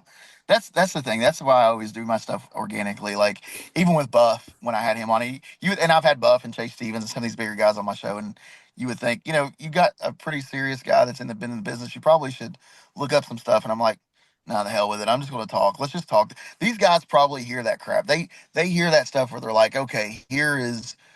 I have 27 questions, and listen, I'm not pooping on you guys at all. Please don't take it that way. But you guys are much more organized than I am, and I appreciate that because I'm a little bit of an organization. But my approach to this is like a lot of these podcasts I've done. They've sent me like you sent me a list of what we were going to do, an outline, and that's great. But like, so a couple of them I've got. I'm going to ask you exactly these 27 questions, and I'm like, ugh. Right. I don't really want to. I don't want all 27 of these questions, and they're going to be in this order, and they're going to be very mundane, and it's going to be very, I don't want that. I want a real conversation, and so I just decided I was like, hell with it. These guys, especially like Buff and those guys, they're probably so like tired of being not treated like a normal human at this Hmm. point. Like, let me just talk to them. Let me, to still LA 9. Let me talk to you. Just let me talk to you for a minute, Yeah. and let's be real about stuff here. Um, and that's the thing. That's what I want to do. And I do that at shows. Like when fans come up and talk to me, I don't big time them or try to be like, yeah, whatever. I'm always like, hey, did you enjoy the show? Hell yeah, thanks for coming. I appreciate it. What is your favorite match? Even if it wasn't mine, tell me what it is, or what would you like to see here? Or, if I'm like at Route 33, if I'm there, I'm like, Route 33 is a really funny story for me and Troy, but who would you like to see me and Troy wrestle? Let's talk to the boss lady and say we want to wrestle this person or we want to wrestle that person. Sorry guys, I wanted to get some light in here. Um, so who would you like to see us wrestle and stuff? So that's the stuff I want to do is I want to keep things organic and keep fans interacted with what we're doing. And I Yeah. think if we don't do that, we're going to lose independent wrestling. And Bobby and I, we make the joke of when the Art of Grappling started, independent wrestling was on its deathbed. It was laying there. There's a slow beep. Any minute, it's going to crash. And since then, and this is Bobby's words, and this will give you an idea of how Bobby is, and I apologize for this in advance, but Bobby will say, it's got up, it's kicked the damn door down, it's standing out front in its nightgown, naked as a jaybird, saying, here I am, mother effer. Mhm. And that's what independent wrestling has been. It's went from on the step bed to now everyone has an independent promotion. And you can catch an independent wrestling show on every day of the week most of the time, definitely on Fridays, Saturdays, and Sundays. Within 15 miles, I'll bet anybody has an independent promotion and that's based out of their hometown. So it's up and it's well and it's alive and I'm so happy it is. So Yeah, it's crazy. I'm Appreciate what you're doing to keep it going, man. yeah, no bullshit. I'm one of those guys. If I love something, I organize it. Like so I got spreadsheets of wrestlers, spreadsheets of belts. I have spreadsheets of all sorts of shit all over the place. And that's oh shit, I forgot where I was going with that. What were you just saying, Brox? What were you just talking about? He's saying you're the organized guy, Oh Bob. yeah, see, right, That's see why how I'm here. organized I am? I'm the off the cuff guy. Bob is the yeah, the lawyer by day. It's he can't help it. He does his best. He's been Yeah, like this since he was a little guy. and that's it, man. That's the and lawyer that's training. okay. And that's cool. That's the cool thing about it. Like my producer for my podcast is a guy that I have wrestled 20 times. I actually wrestled him Sunday, Jordan Carlisle. Mhm. Um, and that's the dynamic. It is very much a JR and the King dynamic for me and Carlisle. He's a butthole, but he's a damn good producer. So that dynamic works for us. You know what I'm saying? I wanted to reach across the table and smack the piss out of him, but he's one of my, he's that guy. So it is what it is. But organization's great, and I do that. I do that with my podcast, but like I'm trying to stay on time, and I got all my podcasting gear labeled and everything. But when it comes time to talk, let's just talk wrestling. Let's let two dudes or dude and chick or whatever. Bubbles is hosting my podcast for me. Let's just talk wrestling. Let's talk about shit we love. The hell with. Well, I have 27 questions and I'm Right. gonna go in order. Right. Like that's just my thing. And please don't take that offensive, guys. I'm No, not no, I'm not no. pooping on one. In fact, At all. yeah, I am organized. You know what I mean? But I mean, like I said, my outlines are sort of tend to be talking points because, like, in court it's that way too. I mean, you can go into court with a witness and have a list of questions that you're going to ask them, and it all goes off the rails after the first or second question. You have to Yeah, be able to adapt, even if you're organized. You have to be able to adapt. right. Absolutely. And I was a social worker for 10 years. So I had to be very organized. I worked with adult protective services and I had licensed daycares for 10 years as a social worker. So I was very organized, and like you during the day, that's what I done. But, when the singlet goes on or if I'm sitting in front of somebody, I want to talk to somebody, all that goes out the window to me. I want to talk. I want to get to know people's stories and things like that. So Yeah. Yeah, no, that's why it's good. Like I like having guys like on you. You say you're long-winded, but that does really good for me because I need to get good at just sitting back and letting people talk about things. You know what I mean, and tell stories. yeah, So this absolutely. is awesome, and you're great at it. I really appreciate it. That was the other thing Thank I was you. going to ask you about the podcast. Oh, you mentioned the producer. What's the benefits of having a producer? It's just me and John right now. Tell me about having a producer. So for the first year and a half of the show, this was it, guys. I bought a podcasting kit, and I had a microphone, a box, and I plugged it into my laptop, and I used my laptop's camera facing me, and I had a microphone. I could do like the little clappy clap and stuff on the box, and it was me. I was the producer, I was the host, I was the booker, I was everything. And I thought, man, how much cooler would this be is if I found someone that could push go live and put the comments on the screen and really kind of just focus on that and let me focus on the person's story. Because if I'm producing and I'm listening to someone talk, but I see a comment, I want to put it up there. Like I get, it almost would look like I'm not interested in their story or what they're telling me by like, oh, hang on a second, let me put this. But the producer can just put it on there while I'm talking to the guy, and then if it catches our eye and we talk about it, cool. If not, it is what it is.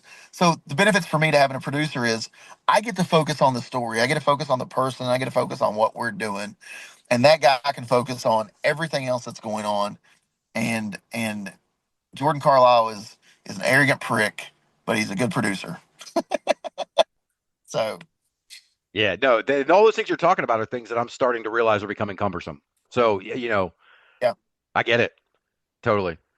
Um, so let's see. I don't know how we're doing on time. I know you said you got a long time, but let's talk about Route 33 for a minute. We're You gonna- said it was an interesting story how That's you fine. got there.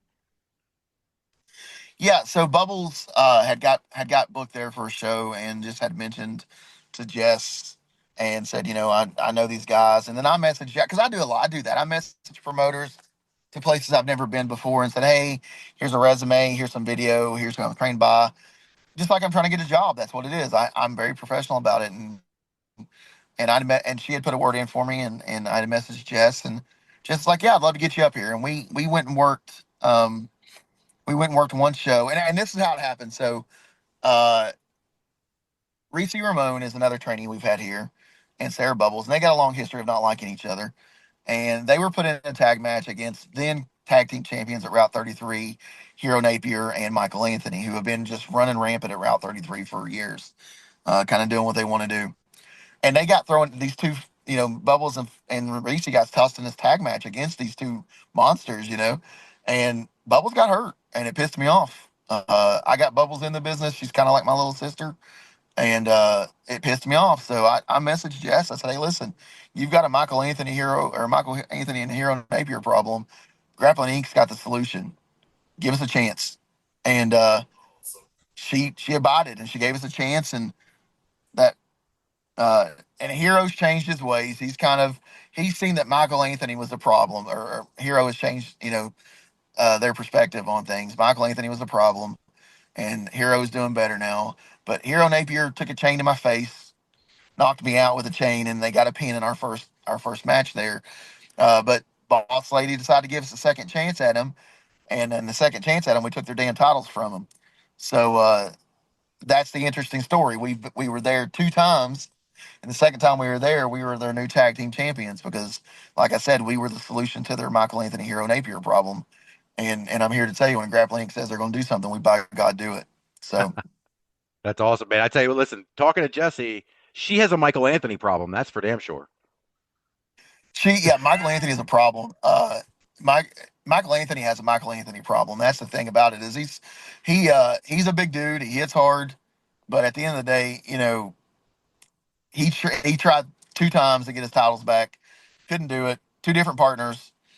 He needs to move on, and he's going to move on March 1st. But like I told him on Facebook the other day when he made a comment, I'm really glad he's moving on to other things because we're not the ones.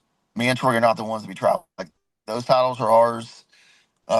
We made a deal with Boss Lady, bring us back, give us a chance. We'll take care of your problem, and we'll represent your company with a lot of professionalism and honor, and that's what we're doing, and that's our deal. And we accept all challenges. Uh, we got Chaz and Beefcake coming up on Saturday, so that'll be a challenge for us too. But uh, bring them all. Knock on our door, we'll answer. We ain't skirt, Now, so bring it on. Beefcake is someone I've seen a few times over at EWA in Baltimore, so I'm familiar with Beefcake, but I'm not so much with Chaz Monroe. How familiar are you with Chaz? I'm not familiar with either one of them, if I'm being completely honest, and it's not for a lack of trying. Uh, I don't want to give too many secrets away here as far as like our plan for Saturday, but I'm more familiar with them now than I was before I knew that they were the ones that we were challenging or was challenging us for the belts. Me and Troy are students of the game, so once we found out that it was Chaz and Beefcake, we done some research, and they have been making the rounds as a tag team, trying to get their flow together because tag team wrestling is a beast in itself. It's not like getting there by yourself and doing it. There's a lot of planning goes in that. You've got another person you've got to work with, and there's a thing there that you got to do. So they've been making the rounds trying to get their camaraderie down. But I got news for them and anybody that doesn't know this. Troy and I started the same day here at the Art of Grappling. We started December 1st, 2020, the same day. The same people trained us. The same we've been at the same seminars. Troy and I, there is no other people on the planet as a tag team that are on the same level with other than maybe a brother team like the Hardys. Troy and I are as close as you can get in a tag team. We learned this business together. We've carried gold in this business together, and we're going to continue to do that. So, Chaz and Beefcake, they need to do their homework because if they don't, the best damn technical wrestler in the business and the bully is going to make sure that they're going to go home with their tails tucked between their legs. Nice, nice. Now Michael Anthony's got the Jägermeister in this big grudge match on Saturday too, right?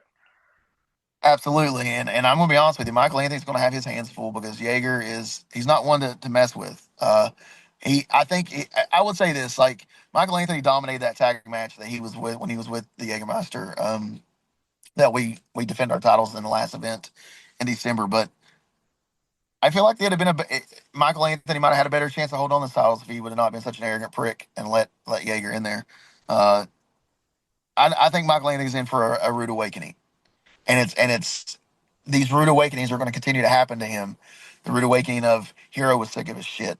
The rude awakening of he's not going to carry these titles for the rest of his life that we gave him. And Jägermeister is going to continue that on this Saturday, and he's going to give him a rude awakening as well. Yeah, I'm looking forward to that match, man, for sure. And then the boss lady announced it on my podcast before she put it on Instagram. But then you got this gorgeous Morgan Taylor and the Mountain King. Uh, I guess he just won the Battle Royal at the last show, and then he's going to cash in here at this show. He's announcing in advance. Right. I don't know much about either one of these guys. So, Gorgeous George has been their champion for a while. He actually, I've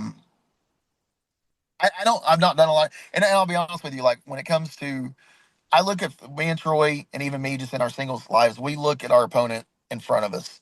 Um, we keep our eye on the locker room as a whole at Route 33 because you never know when you have championships, you never know who's going to come for what you have. And targets are on your back, whether you're a tag champion or a singles champion. Now, the Mountain King is a different story. I know the Mountain King. He's a big, tough, hard hitting son of a gun, and Pretty Boy better become prepared because the Mountain King's going to hit him. I think he's going to beat on him like he owes him child support. If you want my God's honest opinion about it, I think the Mountain King is he wants that gold, and I think he's gonna do it justice. Yeah, Jesse was pretty clear that he's had that belt for too long anyway. That's how she felt about Hero and Michael Anthony, but specifically Michael Anthony. Yeah. So Let me ask you about I was asking Jesse about, kind of, I don't know, partnering or working in conjunction or synergy with other promotions or whatever. You've got the school in Ironton. She's in Spencer. Is there a partnership there between the school in any way? Are you guys talent exchange or partnerships on anything like that? Are you guys working together? I don't know that I would say partnership. I wouldn't say partnership, but I do appreciate the fact that Jesse is very apt to trust me specifically when I say, "Hey, this person would be a great addition for your show." She's done it with Lifeguard Ross has been a part of Route 33. Um, One of our trainees now is doing her camera work in kind of a pay your dues type of thing. Um, uh, Jordan Carlisle has a match this Saturday in an inaugural tag or an inaugural championship tournament that they're starting. So I wouldn't say partnership, but I mean, honestly, I'm okay with that. If that's what it boils down to being a partnership, I'm okay with that because I really like Route 33. I like how they do things. They're very old school. And I always say this about Jesse and Route 33 specifically. I love that Jesse is on point with everything. Everything. Not pulling the curtain back, but the stuff that's behind the curtain, she knows what's going on. While she's out there watching the matches, she knows what's going on. Dealing with Michael Anthony, she knows what's up. Jess, I love it. I was raised by a single mom. I'm a girl dad. I have two daughters, so I love to see something you don't see in wrestling every day. First and foremost, but the fact that the boss lady is out there killing it when there are people in the business who have done this for a long time that don't do as well as she does Mm-hmm. and doesn't care about it as much as she does. I love that and adore about her. So I wouldn't call it a partnership, but I wouldn't not call it a partnership because she's put a lot of faith in Troy and I, and she trusts us on our opinions on things, and I absolutely adore her. And so if that's what it is, that's what it is. If it's not, and it's just a good working relationship, I'm okay with that too. I absolutely would do love what they're doing. Right. Yeah, absolutely. And then she was on your podcast recently. Huh? I mean, I saw bits and pieces of it, but mostly just the Michael Anthony stuff. Yeah, yeah. See, I made a joke that I'm going to start keeping tabs on people who's been on my podcast so many times. That was her third visit to my podcast. I have to do like SNL does that fifth host. You got that magical fifth time hosting club.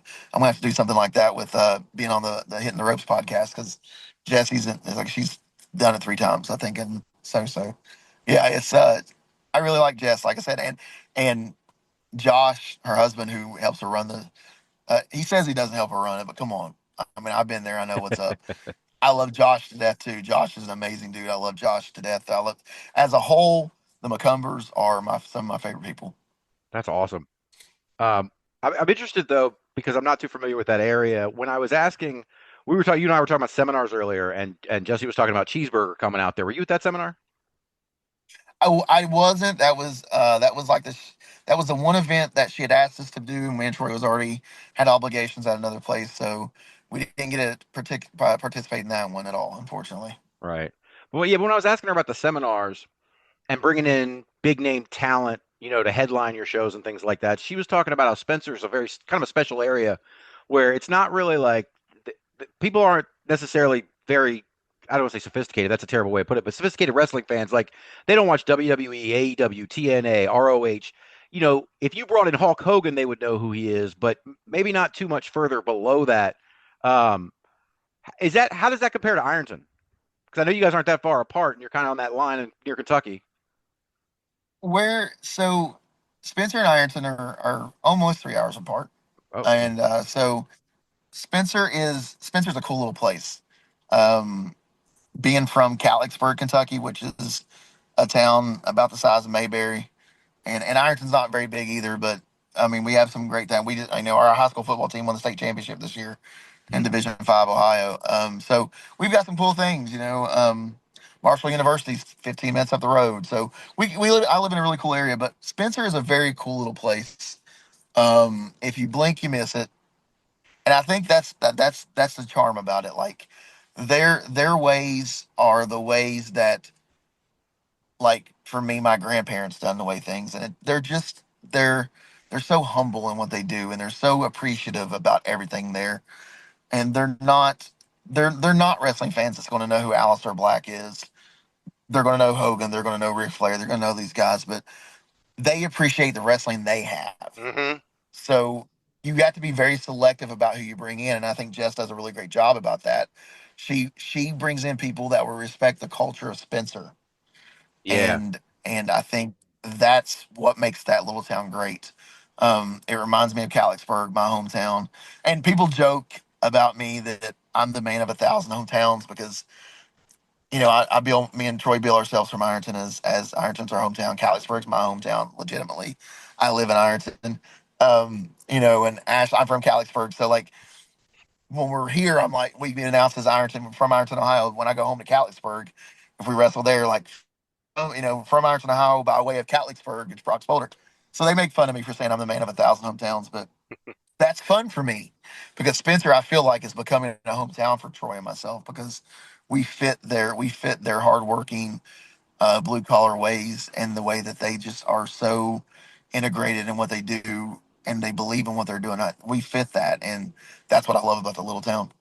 Right. Yeah. One of the things she was talking about was how it's, like everybody who goes to the shows, you might see them at the grocery store the next morning. I mean, it's very tight knit. Everybody's very close. Right? That's certainly not. I Yep. mean, I think I'm in a pretty rural area, and it's nothing like that. I mean, I would never say something like that. So it seems like a really special, very tight knit kind of place. It is very much so, and I think that's my favorite thing about it. It reminds me of home. It reminds me of home, just a smaller version of where I'm at right now. Yeah. Yeah. Yeah. I just got to figure out. Last time I tried to get out there, my car started overheating in the mountains as I was trying to go through Cumberland, and I gotta figure out a better plan. I don't think I've ever gone out that way and my car not overheated. It's those mountains are treacherous, but I got a rental car this time, so I'm gonna be there. Good deal. Yeah, it's kind of a funny thing. I told Jess when she had on my last podcast, I'm like, the first time I went there, I was on the highway, and I was like, oh, this will be an easy drive. And then I got off the highway, and there was no more highway. It was a 2-lane road that, um, being raised where I was raised at, that's why I was raised to drive on. But I was like, are we sure we're not in the movie Wrong Turn? What's going on here? Like I was a little worried for a little while, and then just out of nowhere, Spencer pops up, and you're like, holy crap, this is cool. this is a cool little place. So yeah. That's awesome. Yeah, I'm looking forward to it. Um, so I guess that's. I don't really have too much more. Did you want to hang around, Brox? We're going to preview some shows, or did you want to cut it off and get into training? Whatever you need, I'll probably. We're actually in the process of moving our school from our building has an upstairs, and it's a much bigger area than what we're doing. So we're actually in the process of moving. Sunday was our last event here in its current location. So we're moving to a much bigger location. Oh, cool. All this week, and because we here at the Art of Grappling, we also do birthday parties. So like going to an inflatable place and renting the inflatable place and doing your birthday there, you can do that here. Here you can rent the place. I'll do a 3 or 4 match show for the birthday boy or girl. Mm-hmm. You can have tables and chairs, do your birthday cakes and presents, and then you end your birthday party with a 3 or 4 match show, and we kind of do something special for the birthday boy or girl. And we've done a ton of those over the last couple of years. So we actually have one Sunday that we're getting prepared for. That's actually for my 8-year-old. Oh, She wants shit. a wrestling party. So yeah, my 8-year-old's turning 9. So she wants a wrestling party. She wants to see Dad go out there and do his job. So um, Dude, where we're the in the hell were process of wrestling moving parties when we were upstairs. So kids? right, that's what I'm saying. Yeah, yeah, that's what I'm I'm thinking a saying. joint 50th, Bob. What are you talking about? Yeah, Yeah, we're listen, headed out to Ironton, get, man. Set up the bounce house. yeah, listen, give me a day's notice. I got you guys. I'll give you a good discount, and I we'll do appreciate it, we'll do a Brax. party. Hell yeah, I hope you hell don't think yeah. he's kidding. He's not kidding. I'm I'm not not kidding. kidding either. You think I'm kidding? I'm not. I don't care. I don't care if it's a 5-year-old or a 55-year-old. We'll do a party. I love wrestling. Let's get it. I ain't mad about it at all. Hell yeah, That's man. awesome. Oh, well, all right. So, Brock, I'm going to just preview some shows coming up this weekend. If you want to hang out, if you got to go, just let me know. And please, like you said, the conversational aspect of it, I would love to hear if you know some of these guys or know some of these promotions, just jump on in and, give us some stuff here a little bit. Okay. So let's see. So Thursday night in Omaha, Nebraska, PWP Live is holding Cruel Romance at the Waiting Room Lounge. Vic Douglas, the champion, taking on Ryan Romantic for the Rising Phoenix title. Joey Daniels, the PWP champion, taking on Willie Sweet. And Lady Killers versus Pat Powers and JC Slater and versus the Family for the tag titles in a triple threat. How far out do you go, Brock? So what's your radius as far as where you performed? I have been. Indiana is probably as far west as I've been. Uh, I've been as far south as North Carolina. So I don't go too far west, so I'm not familiar with the one you just talked about at all. So Yeah, unfortunately, right. One of the ones that I was going to mention that is RSW is holding a show in Fairmont, West Virginia. Are you familiar with RSW at all? Or you have any? I am familiar with RSW. A lot of friends of mine go there. I've never been there, but a lot of my friends are frequent visitors of RSW. Okay, cool. Well, they got Lexus Sin taking on Evelyn Sage for the women's championship. Theo Strong defending the heavyweight title against Anthony Rucker. And main event, I think it's an 8-man tag. I just lost my outline here. Here we go. Tim Cross, Chance Desmond, and Logan Tyler with a mystery partner versus the Unappreciated. You know any of those guys? Logan Tyler, I'm familiar with. Evelyn Sage, I'm familiar with. And the Unappreciated is. Can you tell me who's in that faction? I'd have to pull it. Hold on, let me pull it up here while we're because they just advertised it as the Unappreciated, so I got to look it up. I got you. No worries if you don't want to. That's okay. It really did. RSW, I think they do a pretty good job of mixing talent up. So it depends on who's there. They've got it listed as Logan Taylor, Muscles Gation, and Trevor Gage. Nope. Logan Taylor is about the only one I'm familiar with. Okay.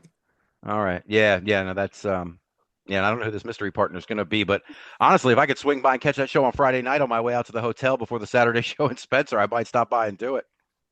Yeah, I absolutely would.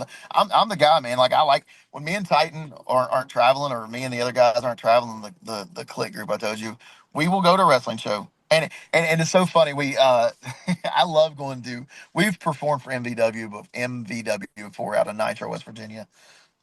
We've wrestled there before, but we've taken it into other shows because honestly, as a guy that books shows here, I like to go to different promotions and see talent, see what where can I get new guys to bring in with our people.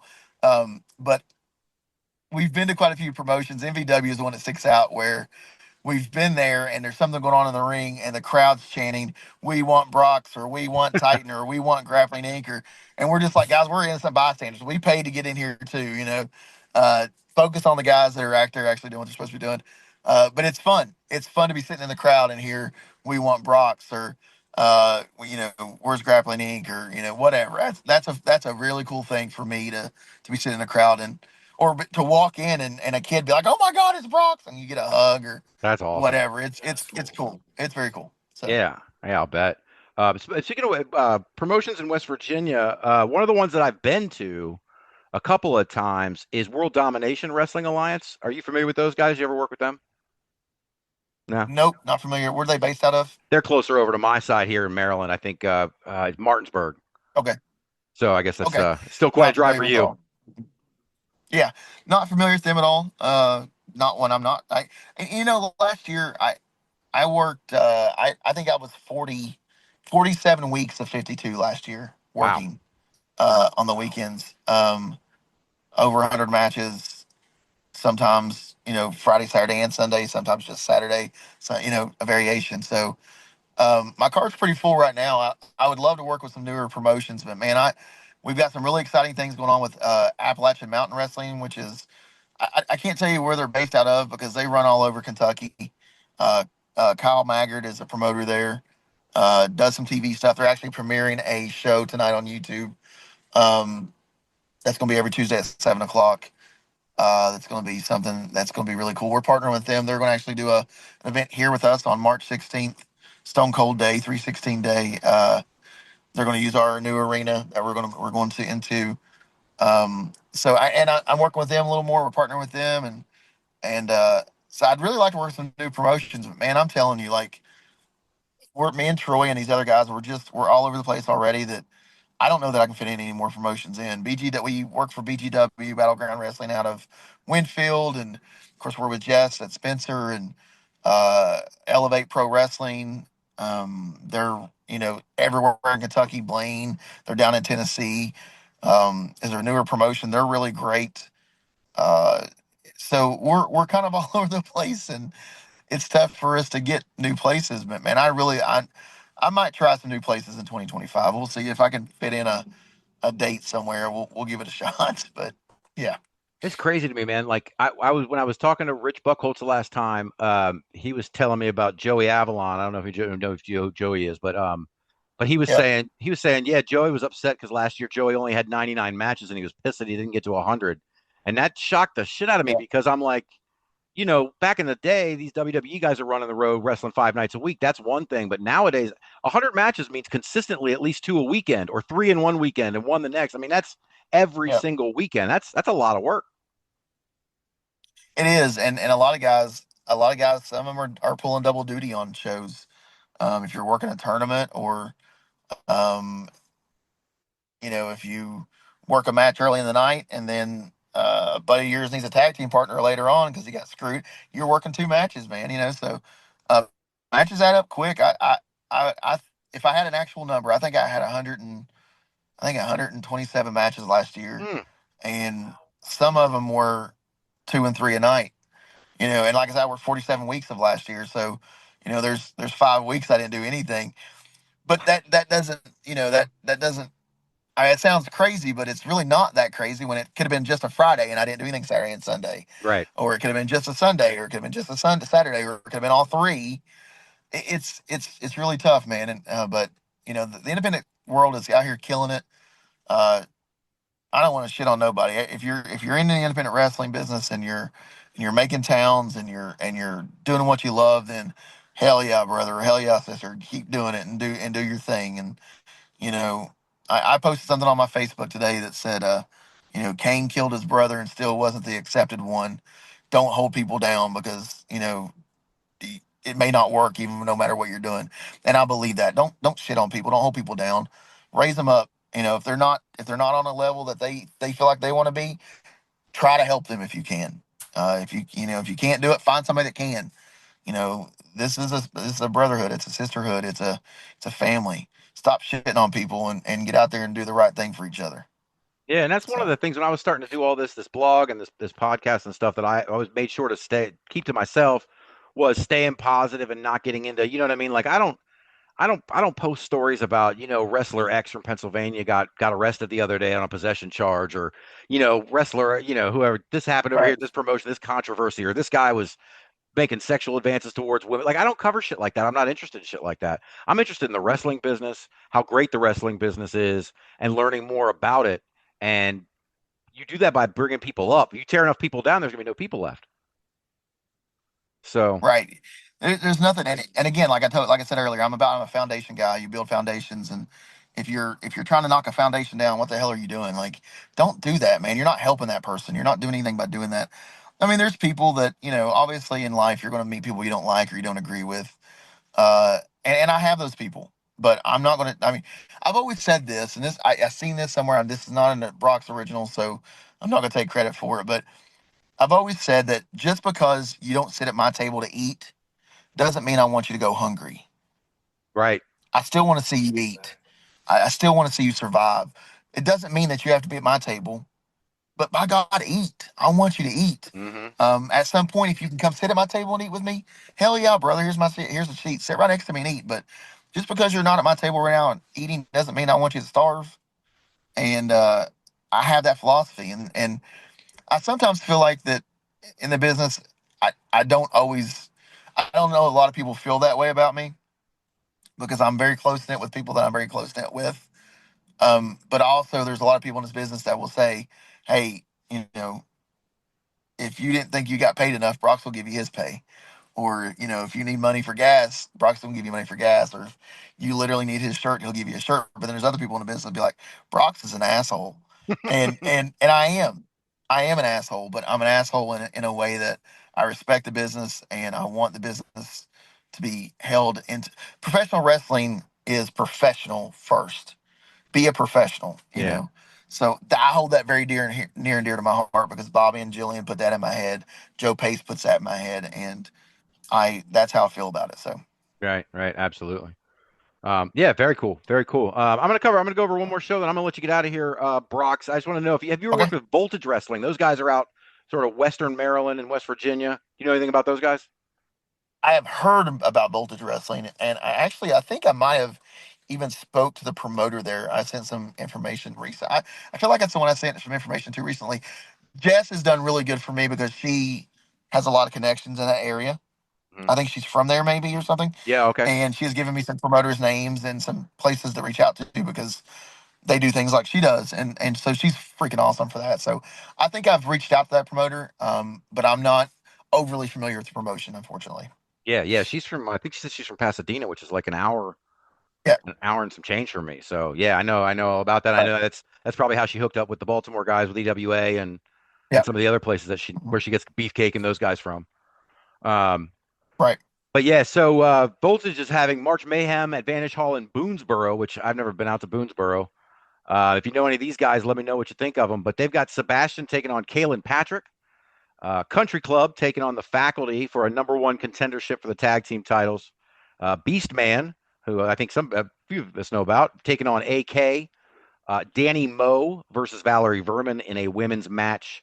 Cooper Housley taking on Party Mhm. McFly and an 8-man tag with TJ Sykes, Flex Phenom, and Andino with a mystery partner taking on Facade, Ricardo Rodriguez, Alberto Del Rio's old ring announcer, and the tag team champions Nice and Smooth. It's gonna be a pretty big show. A lot of names I'm familiar with. Danny Moe and Facade right off the bat. Hmm. They're frequent visitors of FTC, our main promotion. I've been on shows with them. Familiar with oh, you said some names in the very beginning. The Beastman, obviously. Hmm. Beastman, he has a promotion uh, in, what was it? It's right. And I don't want to sound stupid, but it was right. We were like an hour outside of Pittsburgh. His promotion, VCW. I've Hmm. worked for him before. Um, Beastman's he's a monster, Hmm. a monster. Literally, Um, yeah. what was some Let what me was some see. of the other ones you mentioned, Brett, early on? See, I should have gone slower. Let's see. We got Sebastian versus Kalen Patrick. Yeah, Um, Country Club versus the Faculty. Country Club is the other one I'm familiar with. We did a show in Charleston with James Ellsworth a few years ago, the Taco and Margarita Festival, and Country Club was one of the guys from Country Club was on that show. So yeah, I got to work with James Ellsworth back in that show there, and I got to meet one of the Country Club members. He's a big, strong dude too. The big, I don't know, uh, Hoss or something. Hoss Haggard Yep. is maybe him. Yes. Yeah. He's great. Yeah, Hoss Haggard. So, yeah, he was the one that I met from the Country Club. He's a big, strong dude. So I'm familiar with him a little bit. So sounds like a good show though, man. I mean, Danny Moe and Facade are really good. They're It everywhere. sounds like a hell of a show. Danny Moe and Facade are they literally are. everywhere. They're all the time. I see their faces everywhere. I mean, talk about you doing 127 matches. I'm curious to see how many Facade and Danny Moe do in a year. They're probably doubling me up, honestly, because I've never personally done this yet. I have never done what's called a double shot, where I worked one promotion and left and went straight to another promotion and worked. Mm-hmm. I don't shit on it, but I feel like if I'm working for a promotion that day, my focus is that match, that person, that promotion, Mm-hmm. and I want to make sure that I'm there early and I'm staying later to help tear the ring down if I need to and stuff like that. So I've never personally double shot it, but I know that Facade and Danny do a lot. And good for them, man. I bet they've doubled up my matches. I bet they make me look like a friggin' greenhorn. so, yeah, good for them. Good for them, man. Yeah, absolutely. Well, listen, Brox, I'm going to let you get into training. We've been going about 2 hours now, and I really appreciate you coming on, man. I appreciate you reaching out to me in the first place. It was very cool. As a podcaster, I'm still struggling getting guests, so you made this one really easy for me. So I'm still trying to figure that out. I got a whole school full of people that would love to come on this show. So you let me know if you need somebody one week, and I'll send you a good name. Hey, I really appreciate it, man. Brox. Thank you, man. Yeah. Bobby Blaze will be the first one. Bobby, and I'll go right in there and ask him if he'd be interested, and I can let you guys know. But Bobby would be a great one for you guys. Oh He's my a big God. name in the business. People love Bobby Blaze. I've no one respect. I've never went to anywhere where Bobby and I've been where somebody was like, "F that Bobby Blaze guy." I've never heard a person on the planet say anything negative about Bobby Blaze. And if they do, I will punch them in their mouth. I love Bobby Blaze. But he'd be a great one for you guys. He's got some great stories. He's a talker, and he's my dude. He's my mentor, and I love him to death. So yeah. Absolutely. I will certainly take you up on that. But so All right, before sounds we let great. you go, Brox, you want to plug the school, anything coming up, your podcast? What you want to talk about? What do you want to plug? Yeah, I'll do it in the dark. I'll do it in the dark because my truck finally said screw you, no more light. Yeah, so my podcast, Hitting the Ropes, man. Here's the other thing is I don't have a weekly episode. I really just will be like, hey, I want to talk to this person. Message them, and we'll do a podcast. So watch that. It's on Facebook. I do it live on Facebook, live on Twitch, live on Instagram, WSN Wrestling Society Network. I do that every Monday night.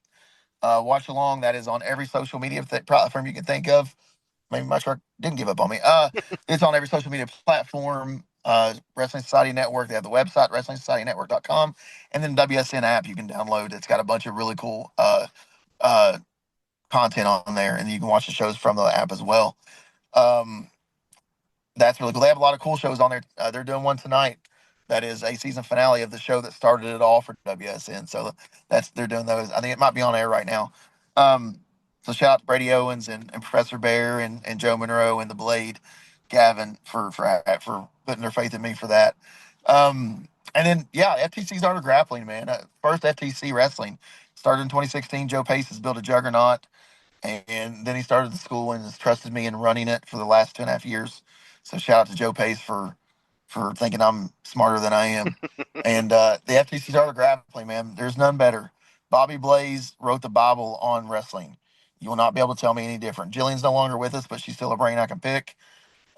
She's not here at school anymore, but Bobby is, and Bobby knows what the hell he's talking about. He's been very gracious and let me help him. So anybody has aspirations of reaching a career in professional wrestling, referee, ring announcing, commentary, wrestler, manager, we can help you.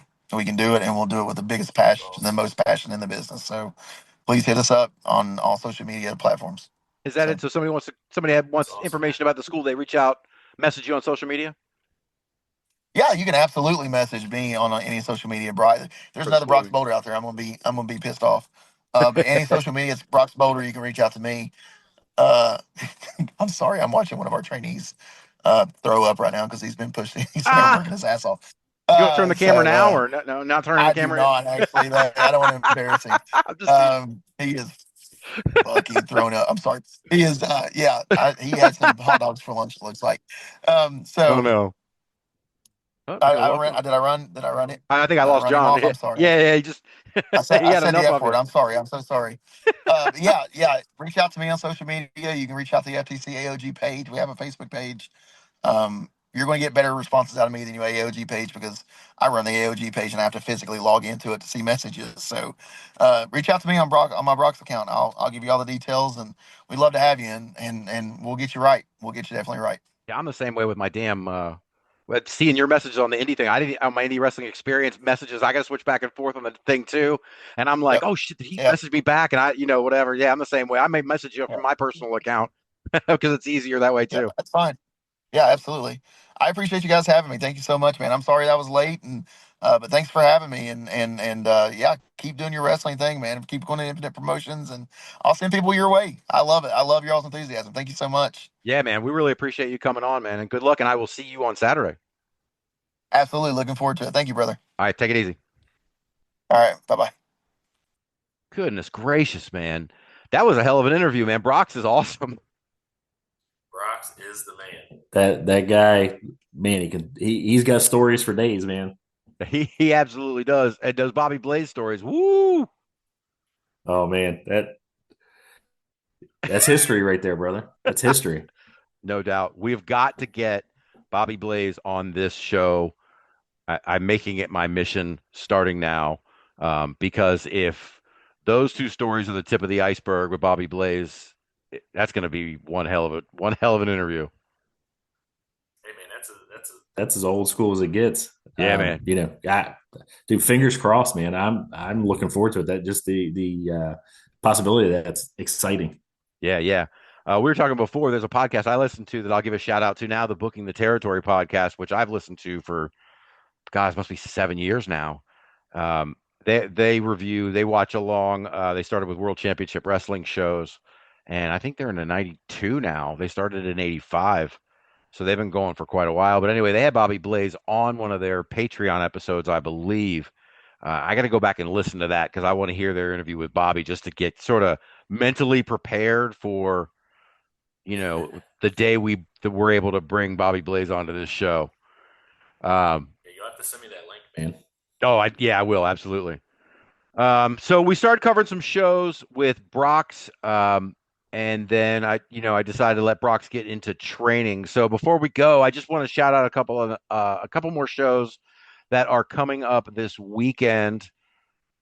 Starting with, let's see, what didn't we cover with Brox? Friday, February 28th, Pure Pro Wrestling at the historic Masonic Temple of Bay City, Michigan, is having a Rohit Raju seminar. So we were just talking to Brox about the seminars, and I mean, we learned that we don't ever really know anything about the seminars, I guess, right? Like, you show up and it just sort of becomes its own thing, it sounds like. Kind of evolves organically is what it sounds like. So, he had some great stories about what was it, a gangrel seminar? Yeah. So you kind of never know what you're going to get, but you're going to get some knowledge out of it. So that it just sounds awesome. So Rohit Raju, I'd be in, man. Yeah, no doubt. These guys they'll get something. Just circling back to one other thing that Brox was talking about. Going to wrestling school at 39. I kind of want to circle back to that discussion for just a second, because he mentioned that you didn't have to just be a wrestler. You could go for, you could be a manager or commentator or a referee or, and now I got a little bit of an itch. just a little Referee Bob. I'm calling it now, man. Play-by-play Bob. Come on. Do I go with like the black and white, the zebra, or do I go with the WWF like the tuxedo bow tie and the blue shirt? Gotta do bow tie, blue shirt, man. I mean, you can't go wrong. You know what you need to do is you got to make it your own, man. You got to have a tearaway blue shirt, bow tie to reveal the referee, the zebra underneath, just for the 3 count. The finisher's hit, you tear it off, do your 3 count. Hey, listen, little Nature's got nothing on you. Yeah, if I shaved my head just right, we could get you into referee training. You and I might be able to pull off the twin Hebners. So if I shaved it Buzz, we're like yours again. Because I had it like that for a long time. So if I shave it Buzz, cut the beard a little shorter, we could probably now pull off twin Hebners. I've lost enough. I was gonna say I lost a little weight now. We might be able to pull it off, man. I gotta catch it now before you zoom right past me. Oh Lord. Let's see. So talk about things. I didn't know this was the podcast about things people do not want to see. The twin Hebners. Oh Jesus. We get 2 downloads off of that from Miss Joyce and from Nana. That's it. No, that's the only 2 downloads. This segment's going viral. No, it's going viral. The whole thing is going viral, man. You'll see. Oh my God. Let me see. We got Pro Wrestling Battleground this week, and they're having Armory Wars at the Hastings Armory in Hastings, Minnesota. Let's see. Ryan Cruz. This is Friday the 28th also. Ryan Cruz versus Josh C versus Bill Williams for the heavyweight title. NDS versus Triangle Choke for the tag titles. And I believe I have to go back and look. I think I've seen NDS, maybe at one of Rich's shows. Brandon Gore taking on Darren Corbin, and Matt Honey versus Shane Black for the breakout title. On Saturday, American Excellence Wrestling has having American Dreams at the Hamburg Fieldhouse in Hamburg, Pennsylvania. That's not too far from us either. We should get up there to see one of those shows. Yeah, that one's not far from us at all. Right? Isn't Hamburg kind of like Harrisburg, Lancaster-y? I want to say it's up near Lancaster. I'm going to check it because I'm ridiculous and I need to know these things immediately when they come up. But yeah, I see West Harrisburg right next to it. So it's. I was going to say, is this where we pull it up and it's like, Pittsburgh? Oh, never mind. Right. No, it's all right. I would edit that out. Let's see. So at the AXW show, we're having Security Inc. defend the tag titles against Brick City. Tommy Vex, who also wrestles for that World Domination Wrestling Alliance out in West Virginia. He's their Heritage Champion, taking on Max St. Giovanni, MSG. Journey Burke Esquire, our favorite Southern Maryland lawyer, by a long shot. Defending her Fightertainment title against Clara Carreras. And Jarrett Diaz versus Jay Bougie. Beyond Wrestling is having RSP's Death Day at Sonia at the Middle East in Cambridge, Massachusetts. RSP being Ricky Shane Page, who's going to take on Schlack. Alex Colon versus the IWTV champion Marcus Mathers. Nick Gage is in the house taking on Drew Gulak. What do you think of that? Wow. That's that one's worth price of admission. Yeah, Drew gonna bleed. Drew gonna bleed a lot. And also Donovan Dijak taking on the former IWTV champion Cruel. I think we saw Cruel at the MLW shows we went to, right? Yeah, I believe he was going by Kruger at that point. Was he not? Yep. But yeah, you talk about 2 big dudes. And you and I have professed our love of Donovan Dijak. So that's wow, that's a stacked card, man. Yeah, no doubt. Those are hosses right there. And Dijak's doing the circuit, man. He's everywhere. I even saw him. Oh, go ahead.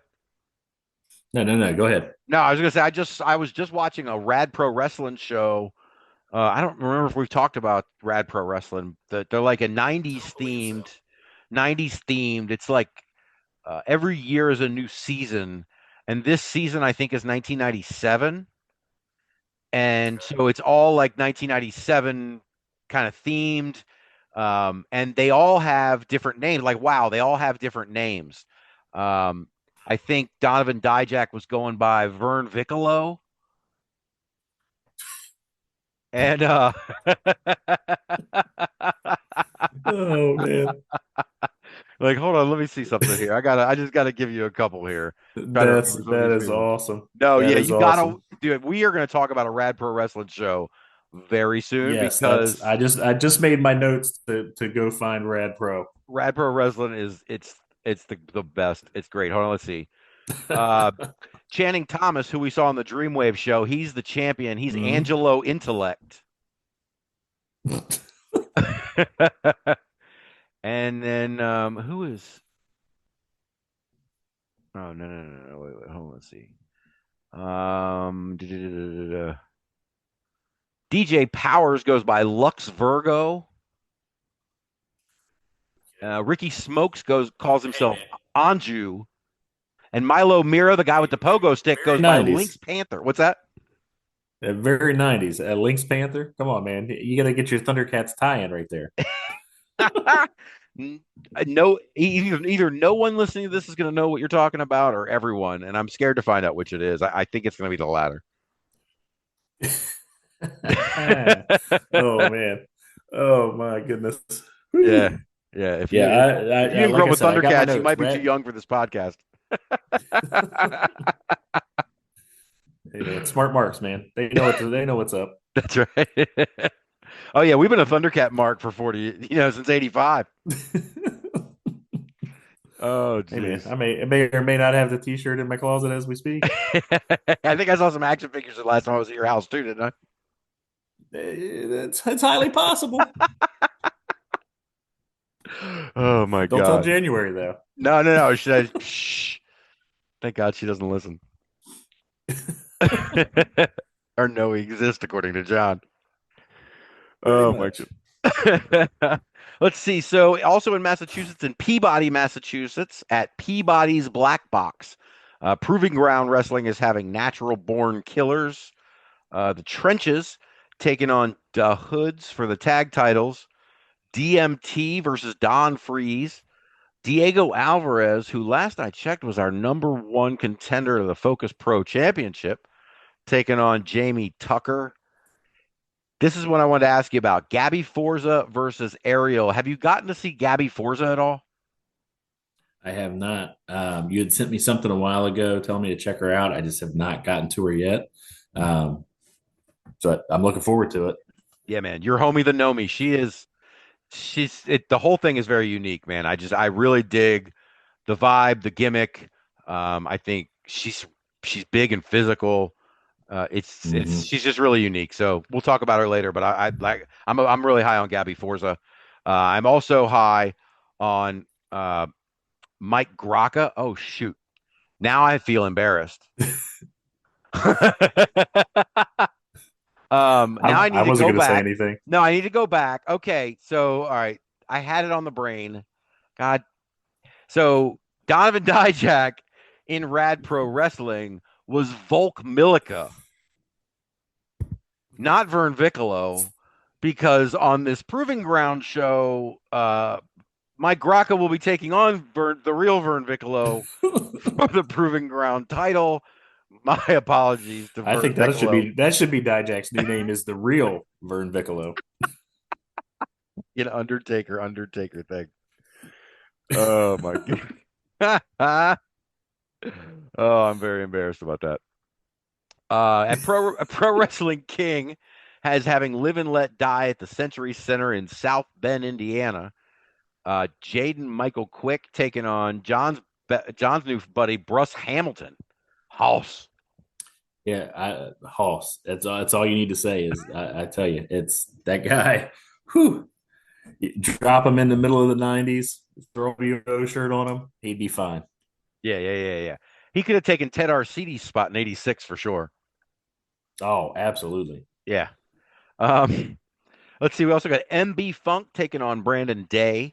The Asylum defending the tag titles in a fatal four-way against Twist and Flip, the Bat and Bolt Connection, and Black Hand Society.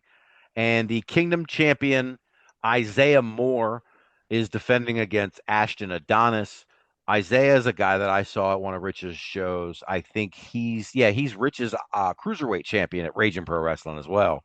He's Okay. he's really good, man. Like he's real comfortable with himself. You know what I mean? Like he's real comfortable in the ring, real athletic, but small, so he can do a lot of I don't say flippy, but I mean, you know what I mean? Like he's very cruiserweight, Good. in all the right ways. I mean, um, let's see, Wrestling for a Cause is having Joker's Wild at Property Event Center in Broken Arrow, Oklahoma. Jack Davenport is defending the Prime title against Wrangler Rhett. Riker is taking on David Jason Rose. Justin Lee is defending the WFC title against Zachariah Zeus. Um, I know nothing about the Oklahoma independent wrestling scene. Do you? No, neither do I. Yeah, like I don't know. I was doing my research on some of these guys, and I'm just learning about them. But I realize Oklahoma's like this big hole in like my wrestling knowledge. It sounds like we need to invade a territory, brother. Woo, Oklahoma, man. Let's at least do it in the winter. Or avoid tornado season or whatever I mean, I had Oklahoma City Thunder season tickets for like 8 years and I never went to a game out there. Like that's just I don't know. I just never I don't know. We'll see. Never will. JR loves it. You know what I mean? So I guess I'll take JR's word. We'll head out to Oklahoma. Um Let me see. So the Route 33 show we were talking about earlier with Brox, we talked about a couple of the matches, but since I am going to go out there for sure, I got my hotel, I got my rental car. If it overheats, someone will tow me to my hotel and bring me another rental car. So then I am going to figure this shit out. But and I'm also going up on Friday, so it gives me a day buffer this time. Last time I was driving up day of. But anyway, Route 33 is having the show at the Spencer Armory in Spencer, West Virginia. As we talked about earlier, the Mountain King is going to cash in and challenge Gorgeous Morgan Taylor for the open weight championship. Michael Anthony, Jessica McCumber's least favorite person, will be taking on Jägermeister in a grudge match that is apparently months in the building. Hey, Grappling. he's also Michael. Go ahead. Michael Anthony's also up there on Brox's list of Right. most liked, right? Yes, absolutely. It seems like he is highly disliked. And it's weird. Like he was sort of snarky on Facebook about me and Jesse cheering against him. I don't know why that bothered him so much, but he was talking about us hating on him, and I don't think we're hating on him. I feel like he's earned a reputation that's well deserved at this point. Hey, man, you get what you give, brother. As we talked about, Brox Boulder and Titan Troy, Grappling Inc., the Route 33 tag team champions, will be taking on Beefcake and Chaz Monroe. Bo Monty will be taking on Jeffrey John. JMD will be taking on Hero Napier, who I'm also familiar with from here in Baltimore, EWA. And then Jessie talked about during her interview that she is announcing a new title. She's not told us what the title is or anything about it other than that a new title will be unveiled this Saturday, March 1st at the Spencer Armory at Route 33 Wrestling. And she's announced that there's going to be a tournament, 8 competitors, 4 matches in the first round, then semifinals and finals that will take place at the various events, culminating with the finals, I believe, in September. The 2 matches she's announced, which are, which have obviously raising intrigue. Jordan Carlisle will be taking on John D. Hillbilly. And in the other match, Tatiana, the unwilting Tatiana, will be taking on Reese Ramon. So it's definitely an intergender title.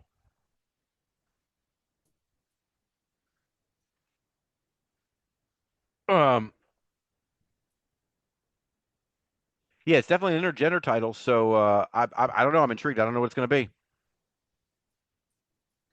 No, but if you can get more guys and gals, ring time, I'm all for it, man. No, absolutely. Have you seen Tatiana before? I have not. I've happened to see her, I think, in Waldorf at an assault wrestling show and a couple other times. Mhm. I like her whole gimmick, and I think she's great. So she's like the 880 Wrestling Thursday Night Fights champion. That's an intergender title too. And Cool. she's a badass. She's a badass. Let's see. Ascend Pro Wrestling is having Power Clash 5, which is giving me WCW vibes, at the Norwood Recreation Center in Norwood, Ohio. Savion taking on Damian Daniels. TJ Fury versus Nathan Bates. Bruce Gray taking on Party Mike. I have to admit, I don't really know much about any of these guys. How about you? Nope, I'm with you. They're not names that I'm familiar with. Yeah, we're going to have to add them to our list and find out more about these guys. Because Norwood, Ohio, at least for me, is not that far a drive. So Ascend Pro Wrestling is road trip available as far as I'm concerned. There you go. Let's see. Still on Saturday, New Breed Wrestling is having an event at the Eldon Community Center. Blah blah. In Eldon, Missouri. FTG taking on Cade Maxon. Atlas Armstrong defending the TV title versus the Iceman. Dr. Ison taking on Lord Ateyu. Kenny Kingston versus Austin Mulatalo for the NBW title. And Cameron Brené versus Shooter Shylin in the women's division. In Algona, Iowa, at the Algona VFW, Absolute Pro Wrestling is having Winter Warfare. The Canadian Bulldogs versus Du Bois. Justin Decent taking on Webster Prince. Victor Payne versus Ugly. I like that. That's simple. Devlin Kane It's a little versus close Jay to Wesley. home. Yeah, right. It's absolutely right. I feel seen. Speaking of touring and speaking of touring shows and death matches, ICW No Holds Barred is another one that we need to hit. Probably not this one. ICW No Holds Barred is having NHB 69 at Sonia in the Middle East in Cambridge, Massachusetts on Saturday. But ICW No Holds Barred is great. ICW No Holds Barred is run by Danny DeManto, who was partners with Brett Lauderdale, who owns GCW, and they were Awesome. Jersey Championship Wrestling, and Right. then Danny broke off. I think right after they formed GCW. I don't know. I reviewed ICW for the blog, and I don't remember exactly what the time frame was, but Danny broke off, and now they've both got sort of touring promotions. Although ICW doesn't run nearly as many shows, but their death matches and their Mhm. production is just, dude. An ICW No Holds Barred show is ridiculous. It's the energy in there is, Sounds good. I mean, to be fair, I saw the ICW show in New Jersey, so it was a deathmatch show on a Saturday night, BYOB in New Jersey. So I mean, I think Yeah. the vibe was already set, but it doesn't matter, man. ICW is a Wow. top notch deathmatch production, man. Cool. But they're gonna have, let's see, on Saturday they're gonna have Sadika taking on Cruel, the aforementioned Cruel. Little Mean Kathleen taking on Tank. Danny DeManto taking on JT Fun. Matt Tremont, the guy who runs H2O in Williamstown, New Mhm. Jersey, taking on Kaplan. And a tag team match, Waves and Curls versus the Pillars. Let's see. One more. Okay, so this is the last one. POW Entertainment on Saturday is having Slam Fest at American Legion Post 703 and Fox Lake, Illinois. Ruthless Ramon Rodriguez versus Acid Jazz. Kazile, excuse me, Kazile taking on Axel Rico. I was having a hard time pronouncing that. It's Kyzyle. Kazile. Kazile. We'll go with that. Bless you. Yeah, Okay. that's right. I'm gonna have to find out what that is. Let's see. That way I don't mispronounce it. I mean, I'm gonna have to find out what it is so I don't mispronounce it in the future. My apologies to Kazile. Uh, Will Emery will be making a Midwest title open challenge. Bad Hombre Cartel defending the tag team titles versus Heroes of Our Time, who I also believe I've seen. I have to do a search and figure out where I've seen them, but I know I've seen them before. And Mason Perks in the main event defending the POW title against Jason Dukes in a match where the title can change hands on a count out or a disqualification in addition to pinfall or submission. So you know that's how it's going to happen, right? Nice. It's got to. Of course. Of course. So we'll see. That's all I got for this week. Like I said, I wanted Brox to be the star of the show, and I'd say he was. Yeah, I would say that was a big win for us. Yeah, I'm gonna message Brox when we're done and let him know he's welcome on this show whenever he wants to come on. He's welcome. Absolutely. Like we could stop him if we wanted to. That's right. So as I mentioned before, next week we have Rich Buckholz is coming back. We're going to do some roundtabling. Like I said, we had the Liza Hall, Mike Davidson Wrestling United situation going on in Canada. John was able to find clips of the comments at issue there, and I'm really interested on everyone's opinions on that. We'll talk about WWE ID because I somehow can't stop talking about it. But this time, as soon as I think, okay, I'm going to stop, let the topic drop. Now they've introduced WWE ID championships that are going to be defended on the indies. To come on, man. Like I can't, and we're going to deal with this next week. But God, dude, I'm this is too much. It's the Empire Strikes Back. I mean, it's dark times. Or maybe I'm being dramatic. No, I think you just should tell us how you really feel. Yeah, fair enough. Let's see what else. We had Liza Hall and Wrestling United. We had WWID. Oh, and we were going to talk about LFG. I think you and I we're LFG. kind of slated to talk about episode 1, but I think they've had episode 2 and maybe 3 since.